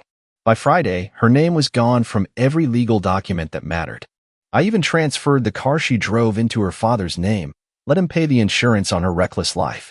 Saturday morning, she showed up. Hair messy, sunglasses still on, wearing Bryce's hoodie. Probably didn't expect to see my car still in the driveway. Probably thought I would have crawled away by now. I opened the door before she knocked. She looked shocked for half a second, then rolled her eyes like I was the one interrupting her life. We need to talk, she said, brushing past me like she still lived here. I let her walk in. Let her feel like she had control. One last time. She sat at the kitchen island and took off her sunglasses. No makeup. Bloodshot eyes. Something was off. What? I asked flatly. She looked around, realizing things were missing. Her wine glasses. Her favorite vase. The photos we had from Bali, Iceland, Barcelona, all gone. You cleaned the place up. I cleaned it out, I said. She folded her hands and leaned in. Look. I didn't expect things to go this way. No? What did you expect, Madison? She looked at me for a long second. Like maybe she was trying to find a sliver of the man who used to forgive her every time she lied. Every time she vanished for the weekend. Every time she gaslit me into thinking I was imagining her betrayal. But he was gone. I'm pregnant. The words came out like a knife to the chest. I didn't breathe. Not because I believed her, but because I knew she was about to weaponize it. And I don't want the baby to grow up in a war zone, she added. We don't have to destroy each other, Tyler. We can figure this out. Together. I laughed. Quiet. Cold. Who's the father? She didn't answer. That was the answer. I walked to the drawer, pulled out a small folder, and slid it across the counter to her. What's this? She asked. Divorce agreement. Already notarized. You just need to sign it. She scoffed. You can't be serious. Oh, I'm beyond serious. You wanted freedom? You got it. No alimony. No rights to the software. And since the house was bought from my premarital funds and the title's in my name now, you're out. I'll fight this. You'll lose. She looked down at the folder like it was covered in poison. Then her phone buzzed on the counter. The screen lit up with a name. Bryce. Don't say anything. She reached for it too fast. I saw the panic in her eyes. What's he so worried you'll say? I asked. Nothing. Drop it. But I didn't. I grabbed the phone before she could, opened the messages. There it was. Dozens of texts. Plans. Timelines. Even photos. She'd been planning to take me down for months. Together. Bryce and Madison. They thought I was just another dumb husband who wouldn't notice the knives in his back. She lunged for the phone, but I yanked it away and held it high. I knew you were cheating, I said. But I didn't know you were plotting. Her lips parted, but she had no comeback. No smooth lie. Just silence. I'm done, Madison. No, Tyler, wait. You made your choice. Now live with it. She grabbed the folder, stuffed it into her bag, and stormed out. Didn't slam the door. Just like I hadn't. But this time, the silence wasn't mine. It was hers. The next few days were quiet. Peaceful, even. For the first time in years, I could hear myself think. No arguments. No fake apologies. No perfume-laced lies drifting in behind a 2 a.m. door creak. Just me, the hum of my machines, and a glass of bourbon I didn't have to justify. I thought she might stay away. Thought maybe her pride would keep her gone. But I underestimated how desperate someone can get when they realize the walls are closing in. She showed up at my office on a Tuesday afternoon, dressed like she came from court or church, or maybe both. Tight black skirt, crisp white blouse, heels too loud for someone pretending to be humble. She didn't even knock. Just walked in like it was still hers. There's something you need to see, she said. I didn't look up. Unless it's a signed divorce agreement, I don't. It's about Bryce. Now she had my attention. I leaned back, arms crossed. Go on. She hesitated. Not because she was nervous. She was trying to choose her next performance. The right tone. The right level of broken. He used me, she said finally. Everything he said, everything we planned, it was all to get access to the system. He wanted the software, not me. You don't say. He sold the back-end interface to a competitor. I found emails. Contracts. They're planning a hostile acquisition of my dad's company using your work. My former work, I corrected. She walked closer, placed a USB on my desk. Here, it's all on there. I thought you should know. I picked it up, turned it between my fingers. Why are you giving me this? Because I messed up, she said. Voice low. Almost believable. I let a smooth-talking snake convince me you were just in the way. But he was never planning to build anything. He's a thief. And I was stupid. She looked up at me, eyes glassy, lips trembling.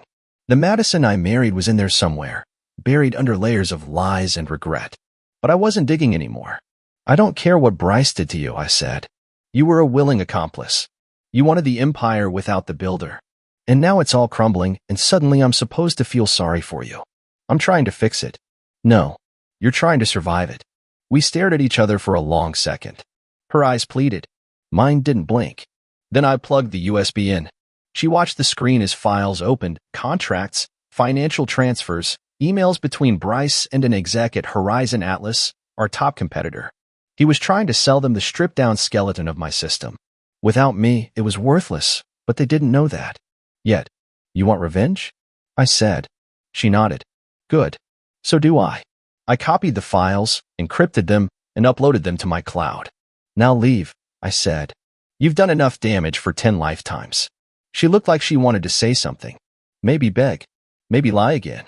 But for once, she stayed quiet. She turned, heels clicking like gunshots, and walked out of my office. When the door clicked shut behind her, I leaned forward and whispered to no one. Your turn, Bryce. Because I wasn't just going to stop them. I was going to bury them. I started the next phase with precision. First, I contacted Horizon Atlas under an anonymous account. Pitched them a bait, a full-service version of the software, more advanced than what Bryce was offering, with a cleaner codebase, full documentation, and ongoing developer support for free. All they had to do was cut contact with Bryce and publicly announce they're pulling out of any acquisition talks with Carrington Global due to technical inconsistencies. They bit hard. By the end of the day, Bryce's little side deal evaporated into smoke. The moment the announcement hit Bloomberg, Richard's company stock fell 12%. Board members started scrambling. Madison's father went full panic mode. But I wasn't done. I leaked the emails, not to the public, not yet, just to every board member, anonymously, right before their Friday meeting. Bryce trying to sell stolen code, Madison knowing about it, Richard ignoring all of it. The file spoke louder than any witness. It didn't take long before someone on the board called for an emergency vote. By Sunday night, Bryce was fired. By Monday morning, Richard was forced into a leave of absence for health reasons. And Madison? She showed up again. This time not in heels or silk. Sweatpants. Hoodie. No makeup. She didn't even look like herself.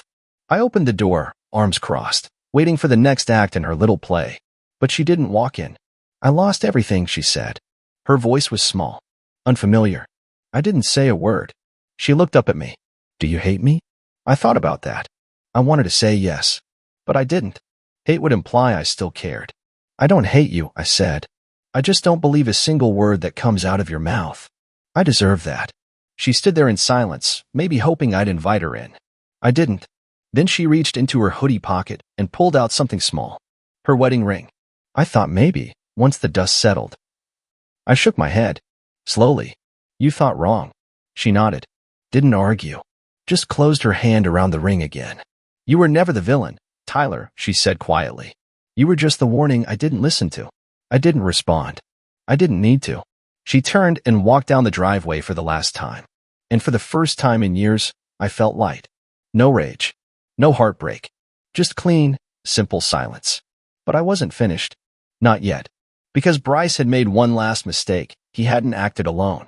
There were others on the board who greenlit his plan, who stood by while he took what wasn't his. People who signed off on the betrayal and thought they'd never be found. I had names. I had proof. And by the time I was done, there wouldn't be a single Carrington left in Carrington Global. I spent the next week in the shadows, letting my enemies breathe just long enough to think they were safe. That's when people make mistakes. They exhale too early. They start smiling again, checking their accounts, thinking it's over. That's when you finish the job. I set up a chain of leaks, each one more damning than the last. Not public yet, just private enough to create fear, just damaging enough to trigger internal chaos. A board member named Alan Stokes, he signed off on Bryce's licensing deal.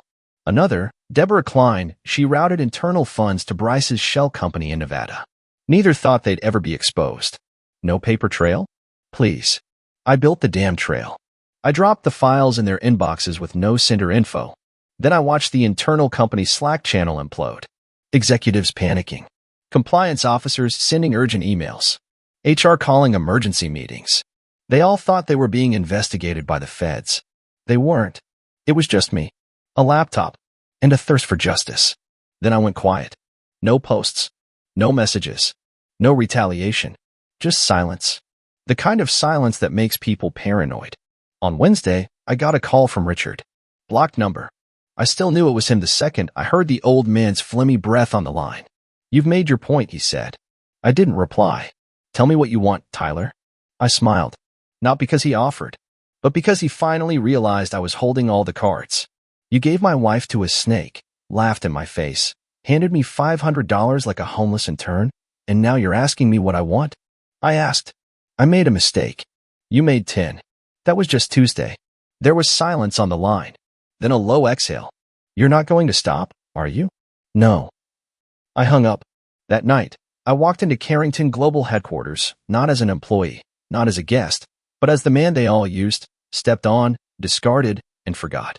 Every face that had laughed at me during that dinner tried not to make eye contact as I stepped through the glass doors.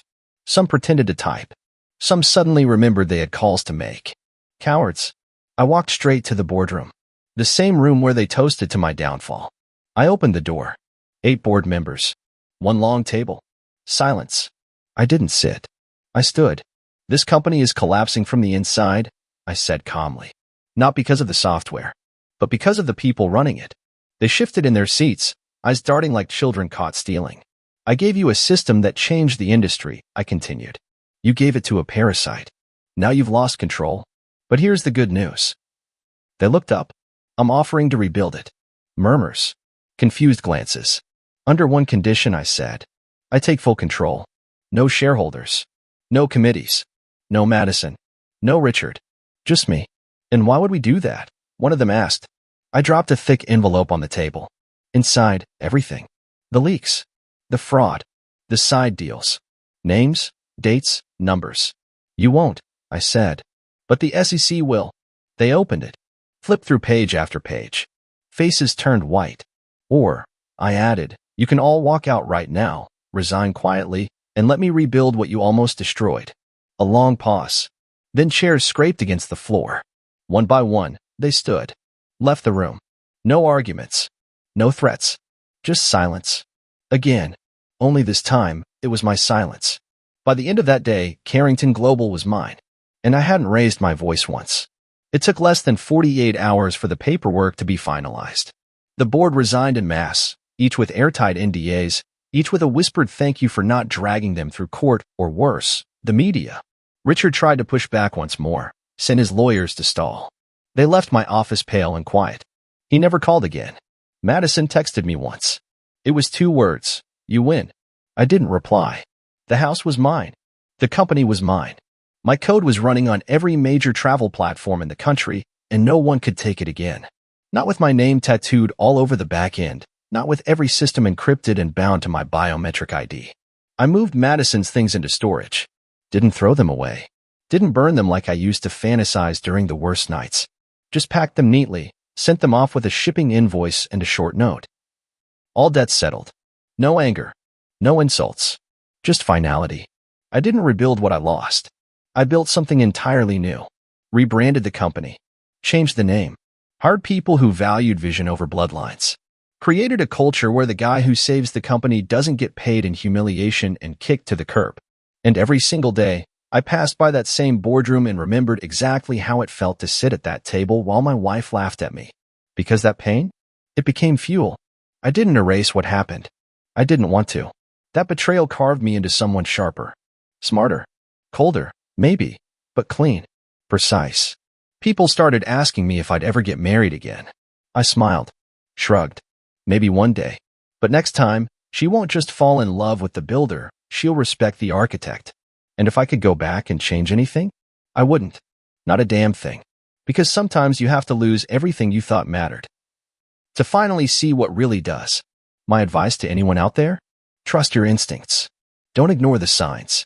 And when the people closest to you show you who they really are, believe them the first time. And if they betray you, don't scream. Don't beg.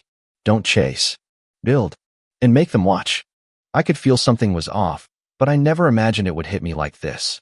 Madison, my wife, the woman I thought I knew better than anyone, had been hiding something from me, something huge. And today, everything came crashing down. It all started when I grabbed her phone, just by chance, while she was in the shower. The usual gut feeling that gnawed at me flared up again. I hadn't been suspicious at first, but lately, something was wrong. The way she'd pull away when I'd touch her, the secretive late-night phone calls that she'd quickly end when I entered the room. A marriage built on trust had slowly begun to feel like a ticking time bomb. And then I saw it. A message that shattered everything. The words burned into my mind. I want you. Get rid of that cuckold today. I froze.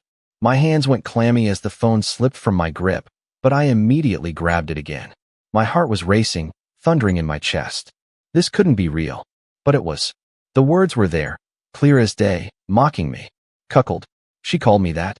Madison, my wife, had been playing me for months, maybe even years. The very idea of it felt like a slap in the face, but the truth was right there in front of me. I was nothing more than a joke to her, an obstacle. She was sleeping with someone else. Someone who had more of her attention, more of her affection, someone she clearly wanted to replace me for. I didn't know what to feel, anger, betrayal, humiliation, or something else entirely. But I knew one thing. I wasn't going to let this slide. I had to confront her, and I had to do it now. I stormed into the bathroom just as she finished drying off, trying to act normal, like nothing was wrong. She looked at me, then quickly at the phone in my hand. Panic flashed across her face, but she masked it in a second. "What's going on?" she asked, trying to feign innocence. But the coldness in her eyes gave it away. She knew. She had no idea how much I'd already seen. I didn't waste time. I threw her phone down on the counter and let the screen face up. The message was still open, taunting her. Her body stiffened as her gaze locked on the screen. Her confidence wavered, and I could see her heart rate spike. She tried to laugh it off. "Ethan, this is ridiculous. You're overreacting." "That's not." I didn't want to hear her lies anymore. Not one more word. "Stop. Don't lie to me, Madison." I saw everything. Her face turned pale. She tried to move past me, to act like nothing was wrong, but I wasn't letting her off that easily. I grabbed her by the wrist and pulled her back. I needed her to face me, to own what she had done. "Who is he?" I demanded, my voice shaking, but not from fear, from fury. "Who is the guy you've been seeing behind my back?" She stammered, her face flushed with guilt.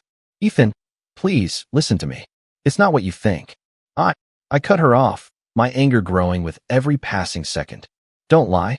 You've been sneaking around, using me, and you think you can just get away with it?" Her eyes welled up with tears, but I wasn't buying it. "I don't care about your excuses anymore, Madison. I want the truth. Now." She opened her mouth to speak, but no words came out. That's when I heard a noise, a knock at the door. My heart dropped. I knew who it was. The man she'd been cheating on me with. He was here. I turned to Madison, a dark satisfaction welling up inside me. "Your lover's here, isn't he? Go ahead. Let him in." Her face drained of color as she realized there was no escape. The game was over. It was time for her to face the consequences of her lies. The door swung open, and there he was, the guy? Chad. Tall. Fit. His cocky smile never reached his eyes when he saw me standing there, holding the bat. I didn't need to say anything. The fear in his eyes said everything. He stepped forward, but I wasn't letting him get close. This wasn't a negotiation. I had no interest in talking it out, like some melodramatic TV show. I just wanted to make sure they knew I was in control now. "Nice to meet you, Chad," I said, my voice dripping with sarcasm. "I'm Ethan." The cuckold. His eyes widened in realization. And for the first time, I saw fear in his eyes. This was no longer about Madison. This was about revenge, about taking back the power she'd stolen from me. The tension in the air was thick, like a fog that refused to lift. Chad, the man who'd been sneaking behind my back with my wife, stood there in the doorway, his arrogant smile from earlier now replaced with pure panic. Madison, still trembling, was trying her best to act like nothing was happening, but we both knew the truth. The gig was up. I stepped forward, feeling the weight of the bat in my hand. I didn't want to use it, not yet. But I needed them both to understand that I wasn't some passive, naive fool anymore. This wasn't a moment for apologies, for excuses. It was a moment for raw truth. "Do you know what the real betrayal is, Madison?" I said, my voice low, controlled. "It's not just the affair. It's that you thought I wouldn't find out. You thought I was too weak to do anything about it." Her eyes filled with tears, but they weren't the tears of someone who was genuinely sorry. They were the tears of a woman who was caught, who was trying to salvage whatever she could from the wreckage she'd created. It sickened me. Chad cleared his throat, stepping slightly into the room, trying to break the silence. "Look, man, I didn't know you were gonna react like this," he said, his voice shaky. "I didn't mean to." I raised my hand, silencing him. "Don't say another word. This isn't your apology tour.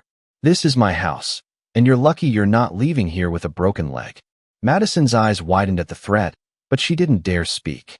I turned to her, watching her closely, noting every little shift in her posture, every false attempt to look innocent. "You think you can just go out there, sleep with some guy, and then come home like nothing happened? You think I'm just supposed to act like everything is fine?" I continued, my voice rising now. I was no longer trying to contain the anger that had been simmering inside me. "Well, guess what? You've got another thing coming. This marriage is over. I'm done. I'm done being your doormat, your punching bag." Madison opened her mouth to protest, but no words came out. She knew it was too late. She knew I wasn't the same man I was when I walked into this house earlier today. "You've destroyed everything, Madison," I said, taking a step toward her. "Everything we built, everything we had, it's gone. And now, here you are, begging me to listen to your excuses, to forgive you. But here's the truth. You don't deserve forgiveness." Chad shifted uncomfortably behind me, looking like a deer caught in headlights. I turned my head slightly, just enough for him to know I was speaking directly to him now. "And you, Chad, you're no better. You think you've won? You think she's going to leave me and run to you? You're nothing but a placeholder. You're just a convenient distraction. The moment she's done with you, she'll move on to the next one. You were the fool." I could see the shock in his eyes, the realization dawning on him that maybe this wasn't just some casual fling for Madison. No, it was about power. It was about control. And in this moment, I had both. Madison tried to make a move toward me, probably thinking that her typical manipulation would work. "Ethan, please. You don't understand. I was lonely. I just..." Save it. I snapped, cutting her off. Do you think I care about your feelings right now? Do you really think I care why you did it? You crossed a line, and now you have to face the consequences. For a moment, there was silence. No one said a word. Madison stood frozen, looking at me like I was a complete stranger. Chad, still standing in the doorway, looked around nervously, as if expecting me to suddenly snap. I could see the fear in both of their eyes. Fear that maybe I wasn't bluffing. Fear that they had underestimated me. And in that moment, I realized something important. They weren't the ones who had the power in this room. I did. Finally, I dropped the bat to the ground with a loud thud. The tension in the room didn't lessen, though. It felt like the air itself was thick with betrayal, with loss, with everything that had been broken. I want you both out of my house. Now, I said coldly. Madison opened her mouth, probably to beg for a chance to talk, but I couldn't bear to hear her voice anymore. I didn't want her to speak. I didn't want any more lies or empty promises. I just wanted her gone. Chad seemed to snap out of his shock and started to back away toward the door. Yeah, we'll go.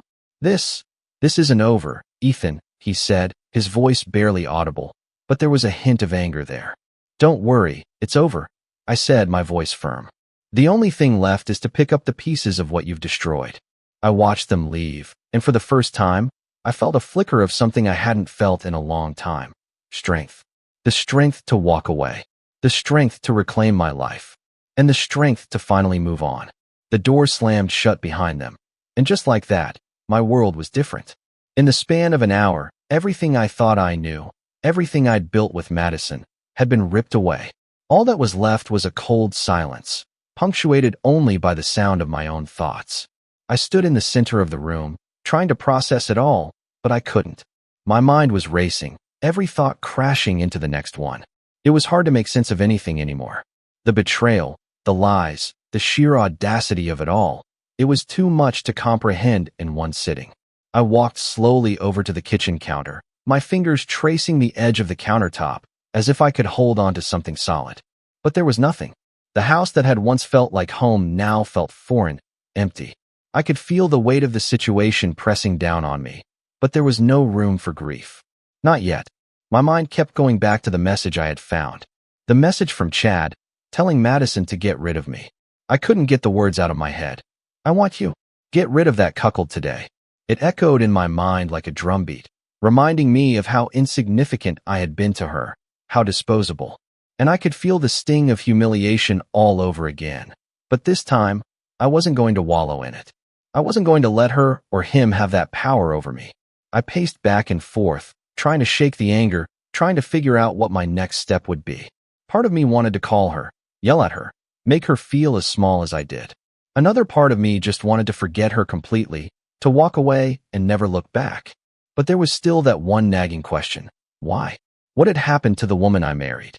The woman who used to be kind, loving, and considerate? I couldn't even recognize her anymore. The Madison I knew was gone, replaced by this cold, calculating version who had been lying to me for months, maybe years. She had turned our marriage into a game, one where I was the fool. I grabbed my phone and stared at it for a moment. I thought about texting her, confronting her again, demanding answers, but I knew it wouldn't change anything. She'd just try to manipulate me again, like she always did. The truth was, there was no point in talking to her. I didn't need her to explain herself anymore. I didn't need her apologies or her excuses.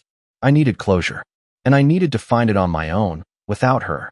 The thought of her smug face, of the way she had looked at me as if I was the one in the wrong, made my blood boil. But I refused to let it consume me. I couldn't. I had to keep it together. I had to take control, because if I didn't, I knew I'd lose myself in the anger and the hurt. I decided to take a walk. I needed space, space to clear my head, space to breathe. I grabbed my jacket and headed out the door, slamming it behind me. The cold night air hit my face, but I didn't feel it. I was numb. I walked for what felt like hours, letting the city's noise wash over me as I tried to push everything out of my mind. But the thoughts kept creeping back in. The betrayal, the lies, Madison's laughter in my face as she had deceived me, and the thought that maybe, just maybe, she'd been planning this for a long time. I wanted to scream, but I held it in. I wasn't going to let her have that satisfaction. As I walked, I found myself standing in front of the bar we used to frequent, the one where I knew she'd met Chad. The thought of it made my stomach churn. I had been blind, so blind, to everything that had been going on under my nose. I stood there for a long time, staring at the lights of the bar, my thoughts a tangled mess. Then it hit me. This was it. This was the moment where everything changed. I wasn't going to beg for her back. I wasn't going to try to fix something that was already broken. I was going to let go. For good. I took a deep breath and turned away from the bar, walking in the opposite direction. I didn't need closure from her. I didn't need anything from Madison anymore. I just needed to move on, to find a way to rebuild, even if I didn't know what that looked like yet. And as I walked into the night, I realized something. I was stronger than I had ever been before. And no one, not Madison, not Chad, not anyone, could take that away from me. It's funny how quickly life changes. 1 minute, everything feels familiar, secure, and then suddenly, it's all turned upside down. A week had passed since I found out about Madison and Chad. It felt like a lifetime. The anger and betrayal still burned in my chest, but something had shifted inside me. I wasn't that broken man anymore, desperately trying to salvage a relationship that was beyond saving. No, now I was determined to take control, to reclaim my life. I'd spent the past few days distancing myself, trying to clear my mind and focus on the next steps. I didn't want to sit around and wallow in self-pity. That was Madison's game, and I wasn't playing it anymore. Every hour I spent away from her, every minute I focused on something, anything, that didn't remind me of her, was a step toward healing. But healing didn't come easily. Every time I thought about her, my stomach twisted. I still remembered the cold, calculating look she'd given me that day. The way she didn't even seem sorry for what she'd done, like she'd moved on and expected me to do the same. The audacity, the nerve. I had reached out to a lawyer just to see what my options were, and it turned out there were more than I'd anticipated. Divorce wasn't just an option, it was an inevitability. The more I thought about it, the more I realized that staying married to someone who could betray me so completely wasn't just unhealthy, it was toxic. But then there was the matter of our house. Our life together, the one I had once thought was solid, had been built on a foundation of lies. How could I stay here, in this place, when it was nothing but a reminder of everything she had done? The thought of leaving was both liberating and terrifying.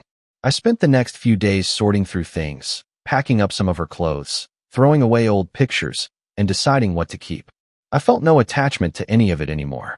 It was like all the love I'd felt for her had evaporated overnight, replaced with disgust and disbelief. But there were moments when I doubted myself. Moments when I wondered if I was making the right decision. Could I really walk away from everything we had? Was I being too harsh? After all, I had spent years building this life, this relationship. But then I remembered the words I'd read on her phone. The words that she had written about me behind my back. Get rid of that cuckold today. No, I wasn't being harsh. I was protecting myself. I was protecting my dignity, my self-worth. I deserved better than a woman who treated me like an option. A woman who would have me tossed aside the moment something better came along. That night, after a long day of packing and deciding what to do with our things, I stood at the window, looking out at the city below. The lights twinkled in the distance, but it all seemed so distant, so hollow. The life I'd once thought I had was now in ruins. But I wasn't broken. I wasn't done. Not yet. And that realization felt like a weight lifting off my chest. I had a choice now. A real choice. I could let Madison and her lies define me, or I could take back control. I could rebuild, start fresh, and become the man I had always wanted to be. A man who didn't take crap from anyone. A man who knew his worth. A man who, despite everything, still believed in himself. The next morning, I made a call to the lawyer again. I'm moving forward with the divorce, I said, my voice steady, sure of my decision. Let's make it happen. It felt strange, almost surreal, to make that call. But at the same time, there was a sense of finality that gave me a weird sense of peace. I had made the decision to let her go, and now I was going to move forward with my life, no matter how hard it would be. The days turned into weeks, and as I moved through the process, I found a new rhythm. It wasn't easy, divorce never is, but every day I was reminded that I was doing the right thing. I was reclaiming my life, piece by piece. There were times when I questioned if I would ever trust again, if I would ever feel love like I had with Madison. But that was the beauty of it all. I wasn't rushing into anything. I wasn't settling. And when the time came, I'd be ready to build something real, something solid, something worthy of me. The journey wasn't over, but I had taken the first step, and that was all that mattered. It had been 2 months since Madison and I parted ways. The divorce was moving forward smoothly, and with each passing day, I felt the weight of the situation lifting, but it wasn't without its challenges. Every now and then, I'd feel a pang of regret or wonder if I had made the right decision. But when I stopped to think about what I was truly walking away from, the answer was always clear. I wasn't walking away from the good times or the memories. I was walking away from the betrayal, from the lies, from the woman who had disrespected me at every turn. And with every step forward, I realized just how much strength I had. I wasn't the man who had blindly trusted her anymore. I had rediscovered who I was. The house was quiet now, far too quiet. It was a strange sensation to wake up in an empty bed every day, not hearing the sound of Madison in the next room, not seeing her face first thing in the morning. But I was adjusting. I was learning to live for myself again, to prioritize my own happiness and well-being. I decided it was time for a change, something to mark the beginning of this new chapter in my life. I went to the gym more often, something I had put off while in the marriage. I started eating better, focusing on my health and strength, both mentally and physically. I felt the old me slowly coming back, the confident, driven person I had been before I let Madison's manipulations consume me. One day, I was at the gym, lifting weights with a focus I hadn't had in years, when I noticed someone. A woman. She was standing by the weight machines, stretching, her eyes glancing toward me. Our eyes met, and for a second, it felt like a spark. But I wasn't ready for that. Not yet. I wasn't about to rush into another relationship or get caught up in something that wasn't genuine. Still, it felt good. Good to know that I wasn't the same guy who had let his self-worth be defined by Madison. I didn't need anyone to complete me. I was enough on my own. The truth was, I wasn't sure if I was ready for another relationship. Not yet. But the idea of one day opening up again, of finding someone who truly valued me for who I was, started to feel possible. For the first time in months, I felt like I had options again. A few weeks later, I decided to do something else that would help me feel more grounded. I visited my parents. It had been a while since I'd seen them, and I realized I'd been so consumed with the divorce and the fallout from the betrayal that I had neglected the important relationships in my life. Sitting at the kitchen table with my mom and dad, I felt a sense of peace. They listened as I told them about everything that had happened, without judgment, just support. For the first time in a long time, I felt like I was surrounded by people who cared about me unconditionally. It reminded me of how much I had been missing in my life while I was wrapped up in Madison's lies. After our visit, I decided to focus on what I could control. The divorce was in its final stages. The property and financial matters were being sorted out, and soon, I would have the freedom to live my life on my own terms. No more checking over my shoulder, no more wondering if I was being deceived. I spent the following months focusing on the things I'd neglected during my marriage. I started writing again, something I hadn't done in years. I'd always loved writing, but it had taken a back seat to the chaos of my personal life. Now, I found solace in putting my thoughts onto paper, expressing myself in ways I hadn't been able to before. As the weeks passed, I realized just how much I had grown. I wasn't the broken man who had been left in the dark. I was a new version of myself, someone who had learned from his mistakes and emerged stronger. I wasn't interested in playing the victim. I wasn't interested in being anyone's second choice. The future was uncertain, but I wasn't afraid of it anymore. I had faced the worst and come out the other side with my head held high. I was no longer defined by Madison's betrayal. I was defined by my ability to overcome it, to move forward. And as for her, she was no longer a part of my story. I had written a new chapter, one where I was in control, where my happiness wasn't dependent on anyone else. I was moving on, and I was doing it on my own terms. I realized now that the hardest thing wasn't the betrayal. The hardest thing was finding the strength to rebuild. But now that I had, nothing would stand in my way. The months following Madison's departure were a blur. On the surface, everything looked normal. I went about my daily routine, work, gym, eating better, writing. But underneath it all, I was still processing the wreckage of my past. I couldn't ignore it, couldn't bury it any longer. The anger and hurt weren't as raw as they had been in the beginning, but they still lingered, just beneath the surface. It was a Friday night when I got the message. My phone buzzed as I sat on the couch, flipping through random TV shows that didn't hold my attention. I picked it up, expecting a text from a friend or a colleague, but instead, it was from an unfamiliar number. "Ethan, it's Madison. We need to talk." I stared at the screen for a few moments. My heart didn't race, but it certainly didn't settle either. I hadn't heard from her since the day she walked out of the house. Since then, I had completely shut her out, blocking her on social media, changing my contact details so I didn't have to deal with her manipulative messages. But this was different. Part of me wanted to ignore it. Part of me wanted to move on, to pretend that she didn't exist anymore. But I also knew this wasn't over. I wasn't going to let her come back and pull me into another emotional circus. I was stronger than that now. I didn't need her to close this chapter. I could do it on my own. I typed back a response, keeping my words short and to the point. "What do you want, Madison?" She replied almost immediately. "I need to explain myself. I owe you that much." I couldn't help but laugh at the absurdity of it. Explain yourself? After everything? After months of lies, of deceiving me, of making me feel like I was the crazy one? She thought a simple explanation would make everything right? But even as anger bubbled inside me, I didn't respond with emotion. I didn't let her drag me back into her world of manipulation. I'd learned that lesson the hard way. No more begging for closure. No more trying to understand her.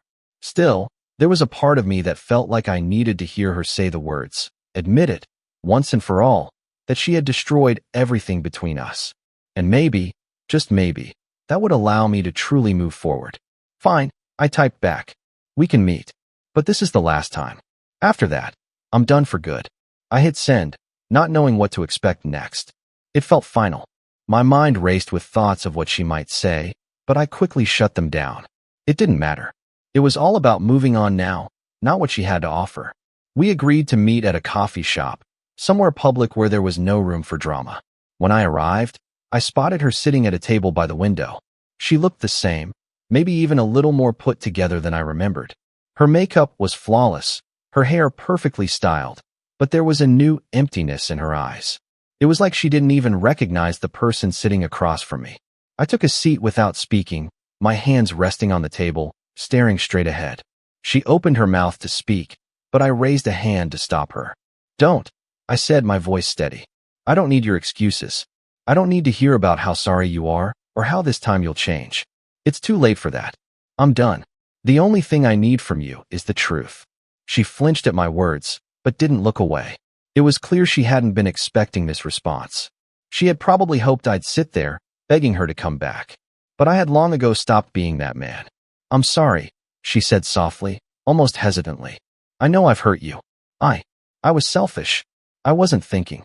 I chuckled darkly. "Selfish? You ruined my life, Madison. You didn't just hurt me. You destroyed everything we built together, and for what? So you could feel good about yourself? So you could find someone else to validate your existence." She looked down at her coffee cup, avoiding my gaze. I wasn't angry anymore, not the way I had been in the beginning. Now, I just felt indifferent. She wasn't worth my anger. She wasn't worth any more of my time. "I know I don't deserve your forgiveness," she continued, her voice breaking slightly. "But I am truly sorry. And if there's anything I can do to make it right, please." "No," I interrupted. "Nothing you say can make this right. It's too late. And honestly, I'm glad you're out of my life. I'm better without you. I'm stronger." For the first time in the entire conversation, she looked up, her eyes filled with something I couldn't quite place. Maybe regret, maybe sorrow. But I didn't care. I wasn't looking for her validation anymore. "You were never the problem," I said quietly. I was the one who allowed myself to stay in a toxic relationship. But I'm not doing that anymore. Not with you. Not with anyone. She didn't say anything else. She just nodded, as if accepting the finality in my voice. We sat in silence for a few moments, and then, without another word, I stood up and walked away. As I stepped out into the cold air, I felt lighter, like I had just closed a door that had been hanging open for far too long. I was free. I never expected that conversation with Madison to feel so anticlimactic. The final words exchanged, the small nod of acknowledgement, and then the weight of the silence. After all that had happened, after all the anger and the hurt, the meeting had ended in a quiet resignation. There was no closure, no redemption. And that, strangely enough, felt like a victory. I had walked away, but not just physically. I had walked away emotionally, mentally. I no longer needed her validation, her apologies, or her excuses. I was finally free. And as much as I had once believed that closing that chapter would somehow leave a void in my life, it didn't. There was no hole left behind. Instead, I felt a sense of clarity, of empowerment. I drove back home, the same house that had once felt suffocating, that had witnessed the downfall of everything I thought I knew. It didn't feel like home anymore. It didn't even feel like the place where I'd spent years of my life. The walls, the furniture, it was all just a reminder of a different time, a time I wasn't ready to revisit. So I packed up more of her things, pushing through the emotions as I cleared out the last remnants of our life together. Her clothes, her books, things I had once thought were precious to both of us.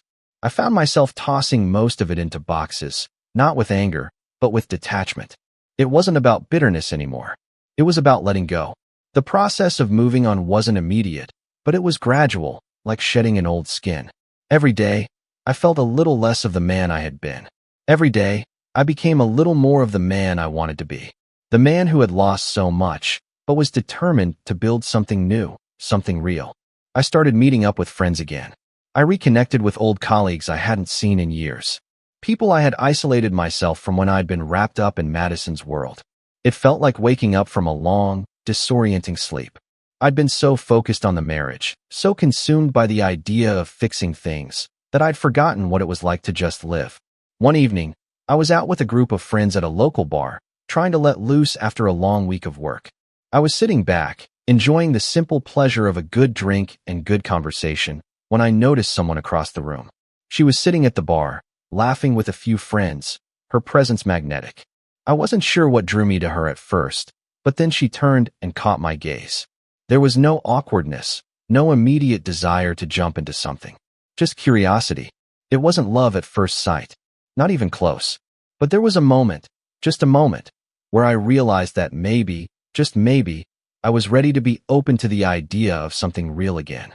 Maybe, after all the pain, I could trust myself to love again. Not to replace what I had with Madison, but to create something entirely new. As I got up to grab another drink, she caught my eye again, this time with a smile that seemed to say she had noticed me too. And in that brief moment, I realized that while I wasn't actively seeking a relationship, I had stopped shutting myself off from the possibility. Over the next few weeks, we bumped into each other a few more times. We started chatting, just casual small talk at first. Her name was Lauren. She was confident, self-assured, and genuinely kind.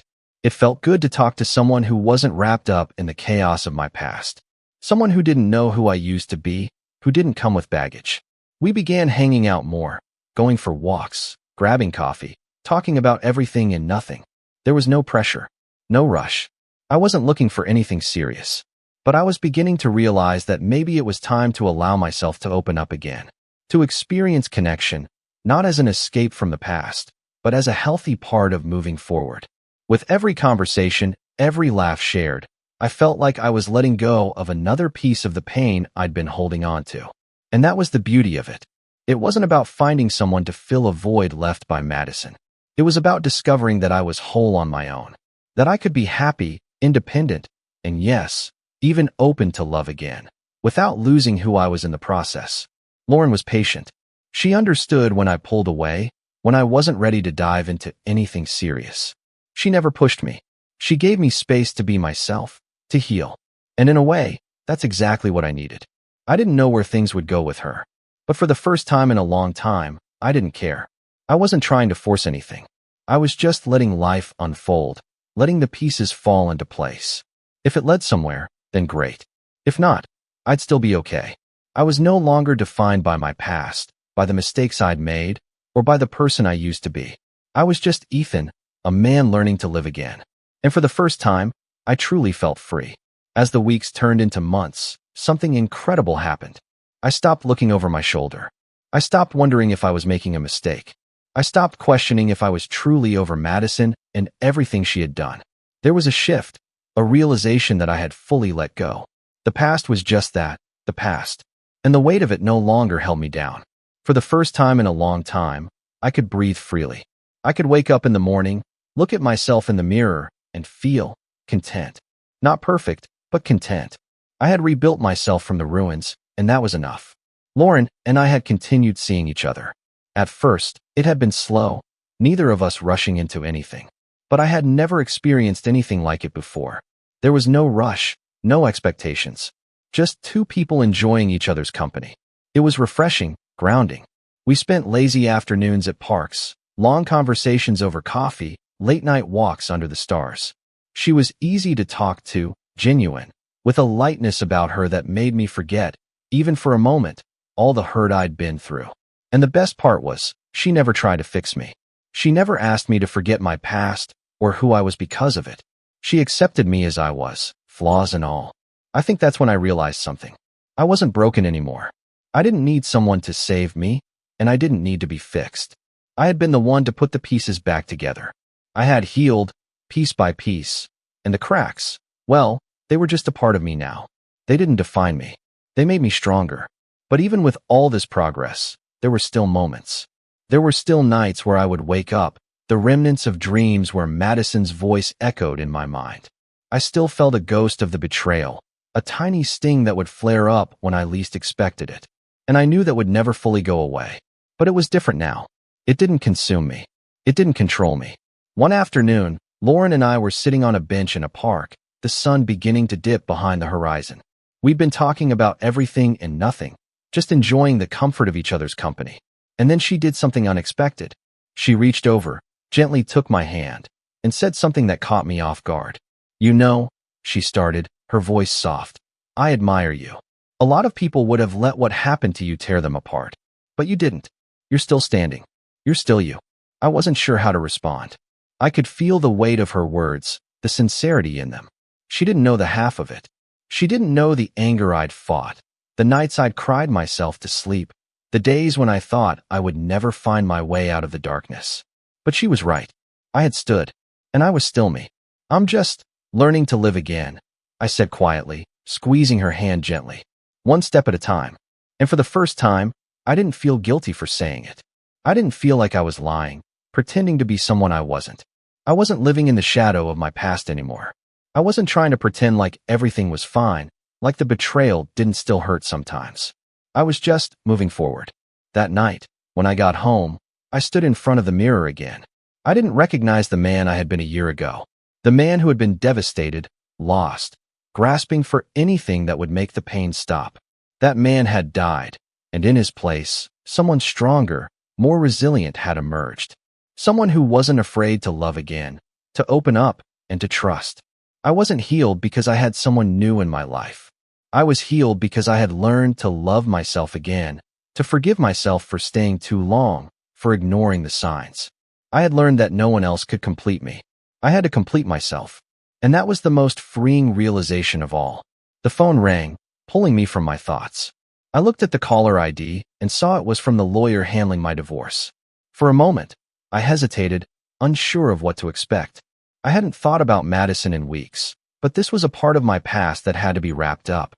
I picked up the phone, took a deep breath, and listened as the lawyer explained the final steps of the divorce. It was all coming to an end, legally and emotionally. The paperwork would be finalized within the next few days. And that was it. The last loose thread was being tied up. When I hung up the phone, I felt a weight lift off my shoulders. But it wasn't the weight of the marriage or the betrayal. It was the weight of the uncertainty. For so long, I had been stuck, unsure of where I was headed. But now, I knew exactly who I was. And I was going to keep moving forward. I walked out onto the balcony, staring out at the city lights. I had come so far. And for the first time in my life, I felt truly free.